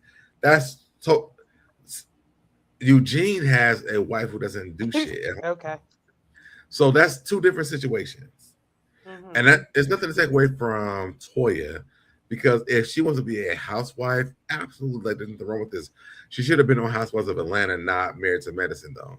But I feel like Steve and Mimi are great for Married to Medicine because it works very well for them. And also, it works for who else is on the show with this? Is there anybody else who has that? Contessa and what's her husband's name? Who? Scott. Scott. It works for Contessa and Scott too, and that's works for. It also works for Heavenly and Dr. Damon because they're married to medicine, like fully. They're both in medicine. Toya is right now. Toya is like a basketball wife, to be honest. Yeah. That's what she is. She's not married to medicine. She's married to a man who's in medicine, but she's also like a basketball wife. Like she's glorified off of using his money and doing what she wants to do. And they're married. She's yes. working, but when's the last time that we heard about Toya's wine that she had? Well, we know that was a made-for-TV business. That was done because they were trying to. Y'all don't remember after Toya was getting drugged through the mud for not doing nothing and just being a bored housewife, and just blowing through their money and messing up their finances all the time. Well, we watched that's her. That's when they all of a sudden started trying to rebrand Toya. Toya out earns Eugene. Yeah, we haven't heard about Toya is really the one that makes the most money in the house. And Toya we still don't know how she making that money though. I'm gonna be honest with you. I don't know if she do or don't, because we don't really know how much she makes. We don't know what she's doing, but she has a business. Toya put out that children's book. All of a sudden, she had the wine business, even though she never did anything with the wine. That was literally done to rebrand Toya. Well, she did do something with the wine. She gave it to the Met. And she drank it. And to be honest with you, in real life, I don't even think like it's like budget housewife. So I mean, she wasn't really doing anything with that wine. She joined for one season. You know, I joined the wine club. I joined the wine club too. I didn't get any accolades from that. I was like, she joined the wine club. Toya's wine. Who bought that? No one. No one went to watch Married to Medicine. Like, get some Toya wine. No one said that. So leave me alone. I feel like Tammy Roman. And who said we was buying that? Like, I don't feel like nobody bought that wine, because there's other wine we could have bought that was cheaper. We had to wait for it. It was a wine club that was natural that you could go to a wine club and get wine all the time. She didn't even give us like a signature. She don't drink wine. You said it earlier. She drank Patron. She drank tequila. And she liked to drive around her neighborhood in the golf court with that Patron. That's all we knew. So I never knew that she would, like, that was a thing for her. What I do think is that Brandy and also even Angel are way better fits for Married to Medicine than her.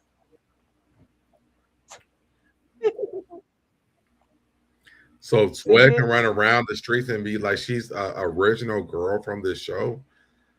Well, Quad brought them on there, and the thing is, for me, that they don't understand is that it's called Married to Medicine. Quad was married to medicine, so whether or not they want to keep her on or not, she's actually should be a part of the show. She was married to medicine, Exactly. so Toya's married to medicine, and she don't do a motherfucking thing. But Angel is medicine. Brandy's married to medicine. She's also a part of medicine. Toya, if Eugene leaves her, guys, she's gonna be. I gotta go. So Deb, I gotta go do some hair. Bye, cutie. I gotta go Love do you, some girl. Love you, boo. Can you hear me? But if Quad, if So if Deb, something I gotta go happens do with- some hair right now. So, but can you okay. before you go, if Eugene leaves Toya, will she not be another Quad?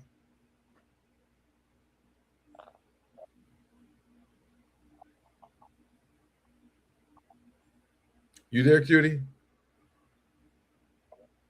Oh, feisty. Okay. What was the question?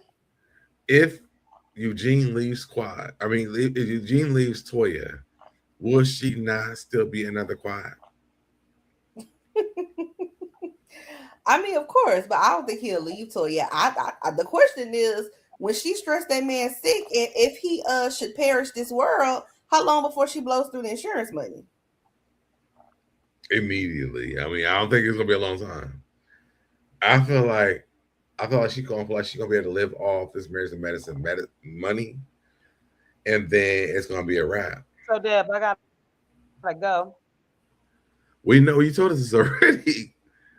Love you, Right. sis. I hope Love you guys. Oh my gosh. But no, I just feel like Toya be playing with people like Toya and Simone be playing with me because Toya is not a person where she has the same thing that's going on with Quad. She could be in the same boat at any time. When it comes down to Simone, I feel like they are so. I can think of what I'm looking for, but like they try to make her not be a part of Married to Medicine. She was actually married to medicine, and if Toya they got divorced, she was still married to medicine. I don't understand why there's such a big thing about because you're not still married to medicine. Angel is not married to medicine; she is medicine. If Cecil left Simone, she's still married to medicine. She's a doctor. She's We married know to they only doing that because they want to Quad off the show. We know that. Like that, come on now. but it's like bullshit. Look Like I'm not at how they willingly accepted Phaedra so quickly. She wasn't married to medicine. She married. She wasn't medicine. even married to motherfucking anything. I'm like, we gonna keep it real. That's always She been was the married thing. to a felon. That's just been always their way to gatekeep Quad. It's never been a real thing. Because at the end of the day, they want the show to stay on the air because they make a lot of money from it. They get to promote their businesses. They like being visible. They like being celebrities. Like it's a lot of reasons why they want the show to stay on the air. But they would love Quad. The worst thing Quad could have done when Simone finally thought she had Quad off the show was Quad somehow got back on the show and became a main time cast member again. I was Quad. I would have found me a doctor. I would have paid that man, and I would have ate them the fuck up. I would have made sure. I think Quad should there would have been a man that would have took Quad immediately, and we would have rolled that wave together. And Real I was like, talk. I think Quad should pitch your a man show. can never. I think Quad should pitch a show. I think I've been saying this for years, and I think she should pitch a travel show. I think it should be like, you know how they've done several versions of it multiple times, but it's never really been a hit.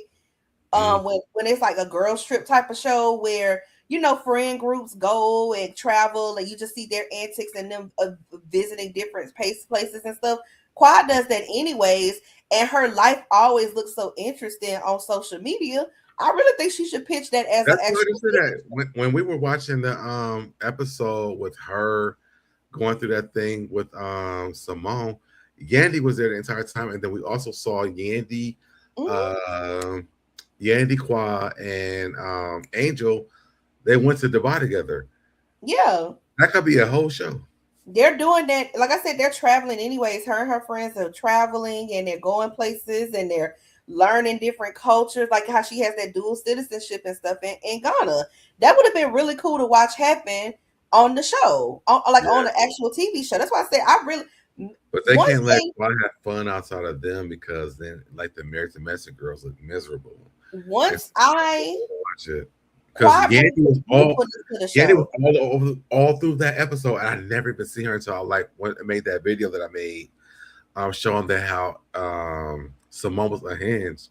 Yandy's through the entire thing. Yeah, people don't like it, but when it comes down to it, Quad from day one has always brought a very fun, youthful energy to the show. That's always been her greatest achievement in terms of the show. And you could tell when it comes down to the girls who weren't hating. Like, for example, when Mimi first joined, she had gotten cool with Sweet Tea, and in their relationship, however that panned out. But once she actually gave Quad a chance to get to know her, Mimi loves hanging out with Quad. Like her and Quad are always having fun. Because she said that though, every time I'm with Quad, I have fun. Even Heavenly, I'm mad that you won't invite me nowhere. Because I think when it comes down to it, they want to be Quad's friend. They want to have fun with her. But I think there's also an innate jealousy of Quad is fun in real life. Like Quad is fun in real life, which is why I think it would be great for TV. Yeah. Like even if it wasn't her real friends. The only other person I would ever hang out with is actually Dr. Heavenly. I bitch. Oh, Heavenly's a Florida girl, so being Heavenly would be good. Heavenly, when I hung with Heavenly, hands down, it was one of the greatest times I've ever had in my life. And she came to Pride one year, and I was just like walking around. I went to go see my old pastor. I didn't go to church no more, but Heavenly had seen me. We started talking. When I say Heavenly and me were together the entire time. Heavenly is so cool. So for me, like when I watch the show, I'm like, I don't see this shit just talking about Heavenly because Heavenly is cool as fuck.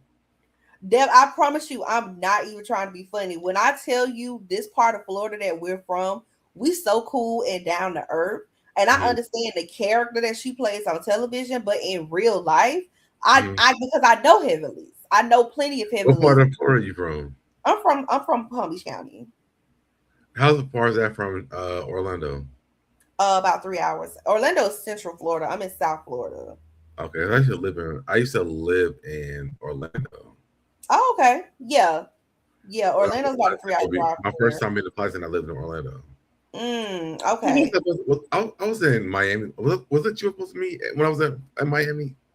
I don't remember, but I mean, was someone I was supposed to meet that was from YouTube. I was in Miami like years ago.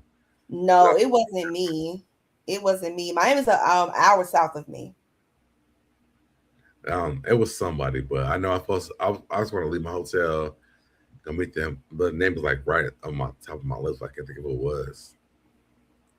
Yeah, I believe you about Heavenly though, and I get it. Like these women on the show, they've had conflict with her, and however they feel about each other is how they feel about each other. But they have actively tried to ruin people's like financials. You know what I'm saying? Yeah. And that's why I said after what they did to Quad that one time, I would never leave myself in a position where my income would be affected based on whether or not y'all like me this week. I really think it's her own show. When you mad about Sister Circle because I'm elevated and y'all still stay in the same place with you. But if we gonna be real, they can be Sister Circle. Toya never liked Quad. We already know what happened between her and Mariah. I think Simone and Jackie have tolerated Quad. I think over the years, Jackie has come to. I'm gonna be honest. I think only because of Heavenly. I think Toya. I mean, not Toya. I think Simone and well, we already know Simone can't stand Quad, but I think Jackie has come to tolerate Quad in a sense. As long as Quad don't do nothing because of Heavenly. Yeah, but in reality, I think the only person in terms of the women who've been on the show for a long time that really like Quad as a person is Heavenly. I think that is the only person who sees Quad for her real self, and I think she should have because they all, every last one of those women, and you could put some of that on Mariah. And I think another part of it too is that they look their nose down on her because I would never fuck with Mariah. they looked their nose down on her because she was from Memphis. I think they came to the table with preconceived notions. Mariah went off on me on Facebook. Oh, she did. I would never ever think that she's a good person. Her and her mom. Child. And that was because I had commented on a episode where I think Jackie was doing the episode where she was doing some photo shoot, and she was like causing issues between somebody on the show. I can't remember who it was at the time. It was like years ago. I was like, why would y'all even do that? And so I was like, and I'm pulling up the facts, and her mom was talking shit to me. And then when Mariah said, she was like, cancel Aaron Lay, my full first and last name. And I'm like, oh no, you can cancel your ass because like I don't give a damn. I was like, you did wrong and you fucked Jackie over. I was so mad at her for that. And I think I remember that. I think that was when she was doing the photo shoot for breast cancer awareness. Yep, that's what it was. The photo shoot. It was a photo shoot. Yes. Okay. Yeah, I remember that photo shoot because Jackie got so mad at them for doing all that arguing and fighting and stuff. Yeah. Yep. And I was so mad because I'm like, you fucked up Jackie shit. I'm like, this is for cancer. My grandmother passed from cancer. So like I was just mad about it. Yeah, really invested. Yeah. Like I said, I think that girls like quiet and I can relate because where I'm from, there's always preconceived notions about people that come from my area. And even if they don't know you, because there's this stereotype of people from where you're from, people automatically feel like they know what you're about before they even get a chance to hear what your name is. Right. I think that because Quad is from Memphis, they came to the table, and you could go back to that first season and hear how they talked about her. Quad is a ghetto girl. Yeah. She Quad. And I'm like, you would think they weren't even talking about a college educated woman. They like you would think that they were talking about some hood booger out the projects. That's how they want people to feel about her. They did. So like I said, I think from day one they never really liked Quad. I think some of them grew to tolerate her. Only very few actually came to really like her.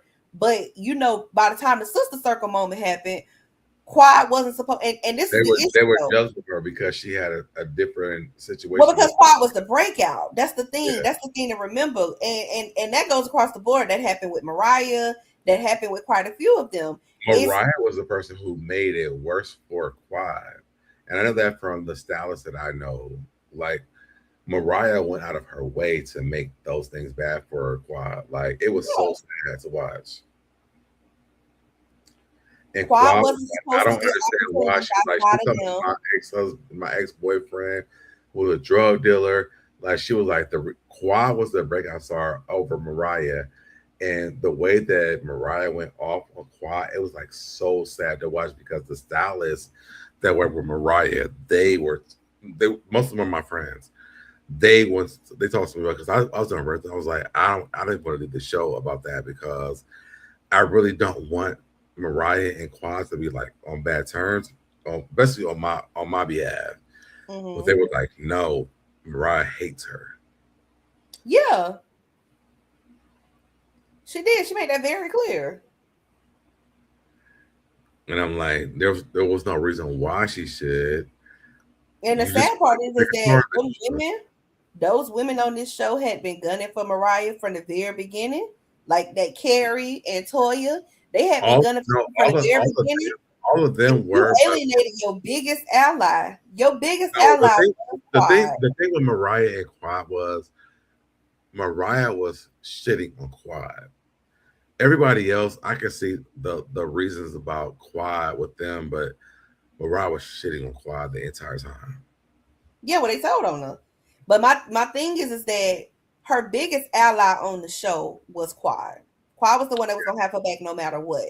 Yes. And Mariah alienated the person who was always gonna have her back, ride or die, and it made her ripe for the picking when it came to the other women on this cast because they never saw it for you, especially Simone.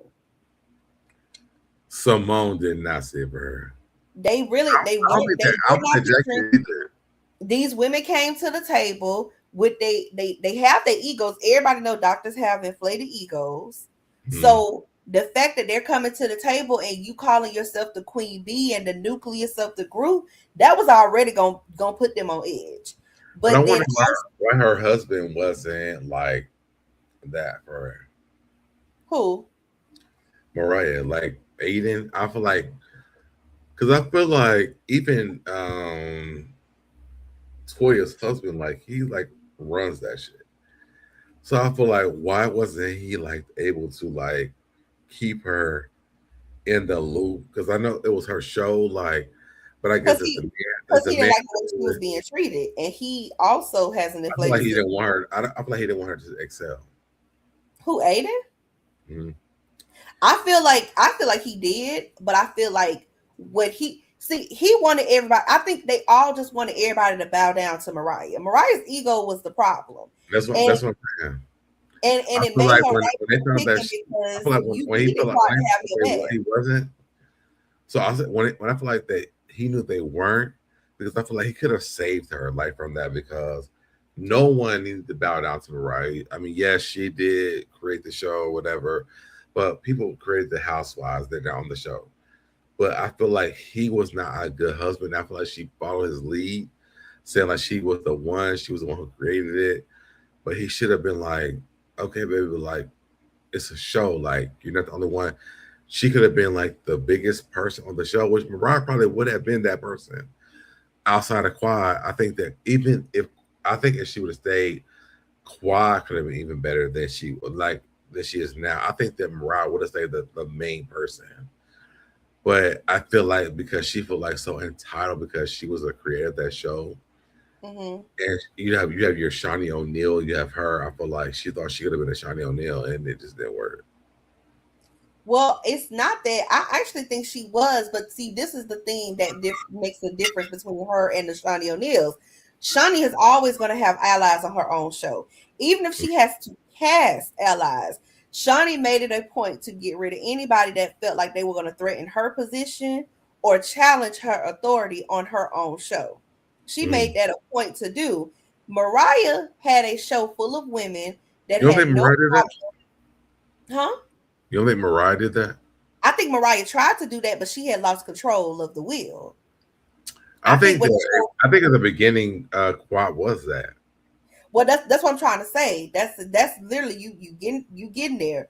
Okay. That is why her worst mistake was falling out with Quad. Not because they had to be friends, but you needed an ally. Because deep down, see what Mariah thought was going to be her and everybody else versus Quad. And it really was all of them and Quad versus you. They used you and Quad's breakdown to justify their feelings for you, but they never really liked you like that because they thought you thought too much of yourself. See, this is the issue. The same way they looked at Quad like some ghetto girl from the hood is the same way they looked at you like that. They just weren't as vocal about it like they were you. But that was the exact same way. And see, you know who was really telling the tea? And if you paid attention, you would have picked up on it. Carrie. No, Carrie. Carrie was the one. Oh, really? Because because white women are tone deaf.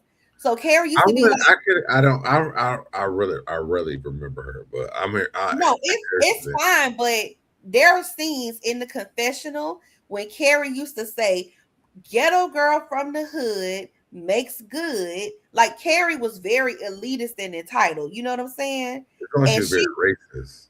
No, it was like a lot of microaggressions. But what I'm saying is that even within that, the truth is coming out. I'm surprised they didn't whip her ass. In reality, all of them women look at Mariah. You not no doctor, and all you is some ghetto hood chick that got lucky. I think they looked at Mariah because she was like the head honcho of the show. And of course, I mean, she was, but I feel like treat us right though. Like, don't be. We fight for like equality, but you're like the head honcho of the show, which is a great show. And to the day, it still won. And I feel like Mariah fucked it up for her own self because these girls still like fuck with each other, even though they don't even like each other. I feel like Mariah I hate Mariah, but I feel like if she would have just like, tried her bullshit up with this. She could have been in this show and like really made a big impact. Mariah is a great reader. She's a great part of the content. And I said I hate Mariah, like I can't stand Mariah, but I know with this show between her and Quad, like it would have been so much bigger. So I hate they that would have she been. do it. Her and Quad had the potential to be one of the most iconic duos on Bravo, period. Because they're natural I banter. want with you lying on her though, and I do feel like she lied on Quad. I do. This is my thing though. I think the women lack respect for Mariah in general because I think they view her as some ghetto chick that got lucky to marry a doctor. You done married this little Indian man. I know he's not Indian, but I'm saying how these women look at it.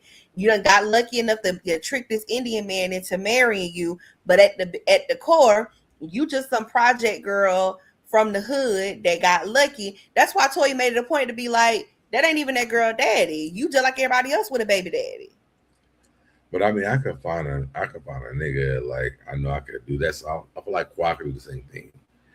But I feel like Quad has the same thing about Quad and Greg that she had done tricked Greg into marrying her. I feel like Mariah found Greg for her. I feel like she found people for her that didn't work out for her because she was like pressure on this show about having a baby. I feel like Quad doesn't want to have a baby, to be honest. She actually. I feel like Quad wants to like preserve her eggs and do that. That's what I feel for Quad.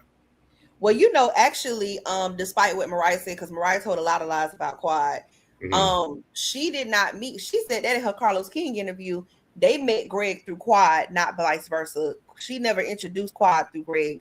She met Greg when she was doing medical sales. Yeah, I did. Mm-hmm. So yeah, even though they try to make it seem like this was never the truth. That's why for when it comes to King, I feel like she liked him, but I feel like she, even when she said like I understood the fact that he's a good father, and he's not with his mom's kid, but eventually regardless gonna get as good as his kids. I believe that she wants a father for her kids, but I don't think that Quad's going to find that because I feel like Quad is waiting too long. And I've said it before and I'll say it again. Quad didn't understand what Greg was saying to her before. And Quad should never had a kid with Gregory if she didn't want to have one at that time. But now that she's trying to have one, we're in a space where like it's very rare. And I hate that for Quad because I wish that Dr. Jackie or whoever would have said, well, let's just freeze your eggs. Because she had the money to do it. Let's just freeze your eggs, and then when you get ready, let's try to do the IVA or whatever it's called, the virtual, whatever thing. So I wish they would have said it to her because, and maybe they did say that to her and she didn't take it. But I feel so bad because I think for me as a gay man, I'm like, I wish I would have just had a baby with a girl before I started like having sex with men. So like I kind of relate to her. Well, to be honest with you, I think it's just a matter of limiting yourself when you try to go about things the same route that everybody else does. In a perfect world, you would lay down, have sex, and a baby would just be conceived the first time you tried. It's not the case for everybody. I tried that, and I had one. Then she had an abortion on me. So, well, no, but what I'm saying is that, but even if you really want to experience parenthood, being a parent, there's so many routes that you could take in today's day and time. I don't think it's over for Quad. There are people who are older with her with more fertility. I agree with you on that. Like, I don't think it's over. It might be a little more challenging. It might be a little more work. Quad for real. And so I think I feel the way that Quad may feel right now. Like it's over for me. Like it's not over for me either. But I was gonna say, please stop. Yeah. It's not over. You want a baby? You can have a baby. Feel that way, but I do. It's men out here having babies in their 70s. You can have a baby. I don't want to have no damn. I don't want to be like 80. My kid is like 20. But they gonna have a baby? But I'm also like Why are you talking like you 65? I don't know. Damn, please. I do think about that. But I'm like, I could have been like, my kid could have been an adult right now, but my ex-girlfriend decided to abort my baby. So okay, but it don't matter though. If you really want a baby, go have a baby.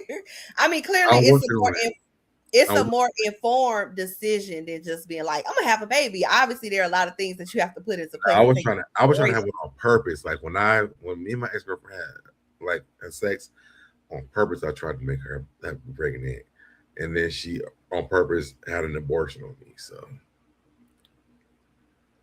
and I'm like, she wanted to have a baby with me, so I didn't understand that part. But I guess maybe she found out I was gay at the time, so I don't know. I'm like, I didn't have sex with no man at the time, though. I hate her for that every day.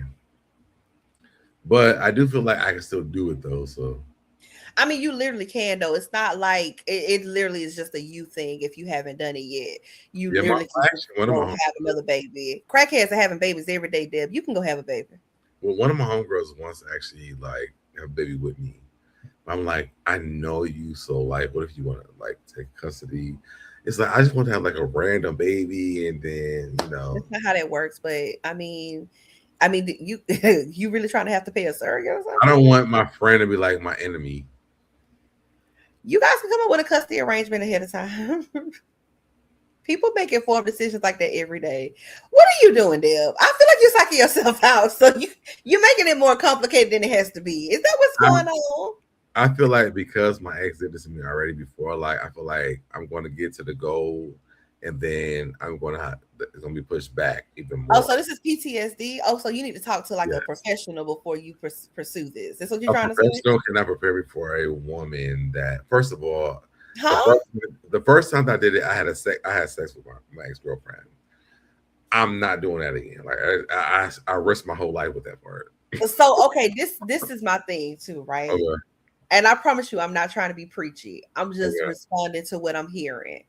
What I'm saying is that when it comes to therapy, a therapist, unless you are someone who has a clinical diagnosis, a therapist is just helping you navigate your thoughts and feelings about what you have experienced or what you're looking to experience. You just have someone offering you support as you navigate through these things. But so my support for me needs to be for me to have a baby. Okay, well, this is what I'm saying, but you're also saying that you're scared to pursue having a baby because of something that happened in your past that you haven't healed from. Because I don't want the reason why is because I don't want to have the baby with this woman and then she wants to take it back from me. Okay, so what I'm also saying is that there are parental rights when you have a child. And there are things this is a you thing because there are literally laws in place. No, because if you do, the mother still has until the baby is born, they can take the baby back from you. So back to what I was saying, you literally are hesitant to pursue having a child because you think someone is going to terminate a pregnancy. No, not terminated. We have the baby, then they take the baby, and I can't be a part of the baby's life. Yeah, that's just not true. That's not how that works, though. If you have parental rights, then they cannot. I've seen it happen 3 times. I've seen it happen 3 times. If you really want to have a baby, because let's say that I make an agreement with, let's say I make an agreement with you, and then you decide after the baby's happened, you don't want to have the same agreement with me. I have no rights. I mean, I could be a co-parent, we can co-parent, but I'm not saying it's not my baby, but it's I have to co-parent with you, but we don't have a relationship. I don't know you like that. So I guess maybe I have to get to know you, and then I guess you hold my balls in your hands at that point. And I don't want that part. I want to know for sure that, and also I would love to have a baby with a person I'm in love with, which I do have that person kind of in my life right now. But also, I just wouldn't want to. One, I feel like it's very selfish for even you. If you have my baby, I feel like it's selfish that you had a baby for me, and I don't want you in the baby's life because I wouldn't even want that. If we did have one, but I want all 4 rights to my baby, and I feel like that's a thing for me. I'm just so scared of all the possibilities. And you still don't see the. I'm I just told you I was supposed to see. And you still don't see the need of talking to someone that can help you navigate through those concerns and. Well, but I have though. But those things I can't change, right? So I can talk to a therapist all day long, but if you don't go to one, then that also is different too. Because if you decide to do that for me, and then you have the baby, you fall in love with it, like you could change my entire life, right? And so that for me is like it's so scary, it's so dangerous because it's not dangerous but scary. Because I'm like, I would never even want like my surrogate to not be a part of my baby's life. But that baby, I want my baby to live with me. Like I have my baby's full name. Like I know what I want to do. Like I have everything. Like if it's a boy, if it's a girl, if it's my twins, like I have all the names. For me, it just means a lot. Like even me and Busy talk about it all the time. Like I want a baby. I'm 42. By 45, I'm like not even want to do it anymore. Even Nola, Cutie, like we all like I talk about it all the time. But I just feel like I don't want to have a kid and then the mother changes it or whatever, like, because that could happen. I feel like I've raised kids A lot of things can happen. my entire life, but I don't want me to have a kid and then it switches up on me at the last minute. A lot of things can happen. That's why I said you might need to talk to somebody if that is what's keeping you from doing something that you really want to do, the fear of the unknown or possibilities, then that type of anxiety.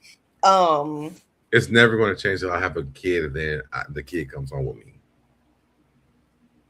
I'm still saying that that's. I wouldn't mind, and again, I wouldn't mind like co-parenting, but Deb, I why want my baby with me. as to why you think that's still not a possibility? That's the part I'm confused at. I get that would be your preference. I name my baby comes home with me, and then the mother changes her mind, and then I have to give away my baby. That's not how that works. That's literally not how that works, though. That's what I'm trying to say. What's your name is on that birth certificate? Tell me how. What's your name is on that birth certificate? Can't nobody just take your baby from you. But if it never gets to the birth certificate part, then it could change though. Like before they sign the baby off to you, they can change their mind. I have to find a surrogate that's like really cool with like just giving me my baby. Okay, but there are people who do that every day. I'm not understanding where you going with this. People do that every day. Every single day. I think somebody's doing it right now. Somebody's handing over a baby to a man right now. I think my problem is that like I know people that would do it versus find me like a random surrogate. And that's probably my biggest problem. Is like I would want my kid to be like someone that I know with good parents together, but also it's my baby. Okay, Dan. So maybe that's a lot more complicated than it actually needs to be. But okay. I'm a Virgo. I can't help it. I am. And it might not be what I'm making it. It's just like I'm so afraid. It literally isn't. It literally isn't. Which is why I said you might need to work through some of those past feelings about what you experienced before you do anything. But it feels like you kind of want to stay rooted in that, unfortunately. My homegirls who have had kids, like they have none of the issues. Actually, my homegirl that she has been surrogate before. She's always like whatever, but she's like she wants the baby with me. I'm just like, I feel like my baby gonna be so beautiful and like so amazing. You gonna want them too. And okay, no, I'm about to go. No, you literally are making it more complicated. No, you literally are making it complicated. You ain't gonna be able to help yourself. Bye, Deb. Bye. It is me. Bye. You're not gonna be able to help yourself. You know how cute my child is gonna be. The problem is me. You are literally going to take my child and kidnap it and run away to another country. That is what is happening in your mind. I feel that way, but you know what? It's not true though. But that's what my mind is. I cannot do it. My homegirl, she is like definitely down for it. I was like, I don't know. So, but I want you on it. You know, Weighing on my options. Well, I just think Actually, I might weigh on my options. It's going to happen eventually. I just think if there's something that you want to do and you have the means, and when I say means, I don't just mean financially. I mean, I take parenting very seriously, especially in today's world. This world is more unsafe for children now than it has ever been. People have access to your children and not even have to be around them. You know what I'm saying? It's a very dangerous time to be a child in this world. But I also education too makes me very scared too.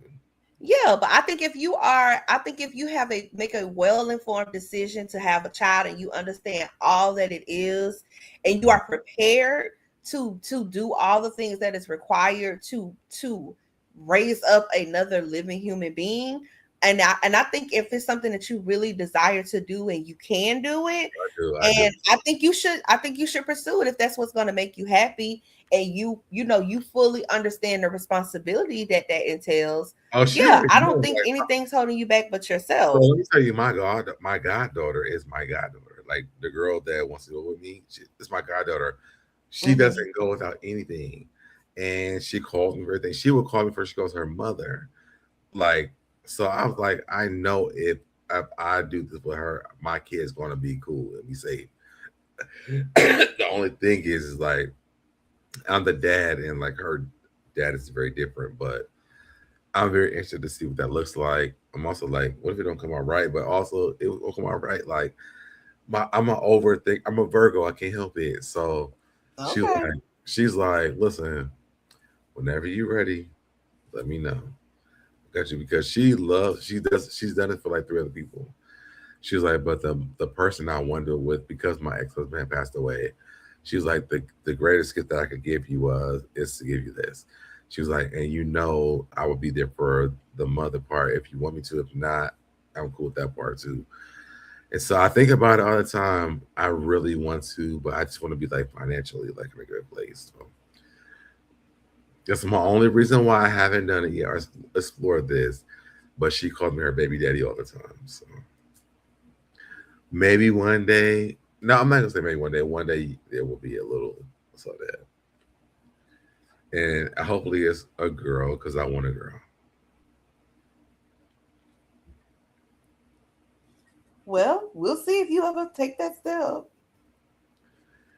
I feel like it's gonna happen eventually. I think it's gonna happen. You just gotta get out your head about it. But I gotta go make my denture. I'm moving out the way. I'm really moving out the way, to be honest.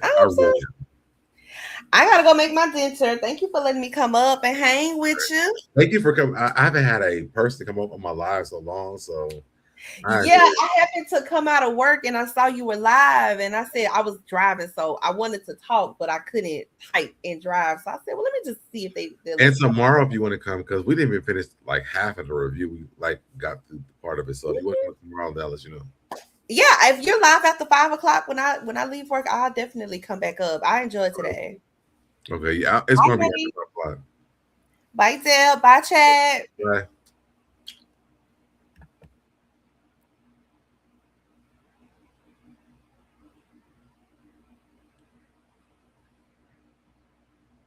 I did it, I did it, I did it, I did it, I did it, I did it, I did it, I did it, I did it, I did it, I did it, did it, you did it, I did it, you did it, I did it, I did it, I did it, did it, I did it, I did it, I did it, I did it.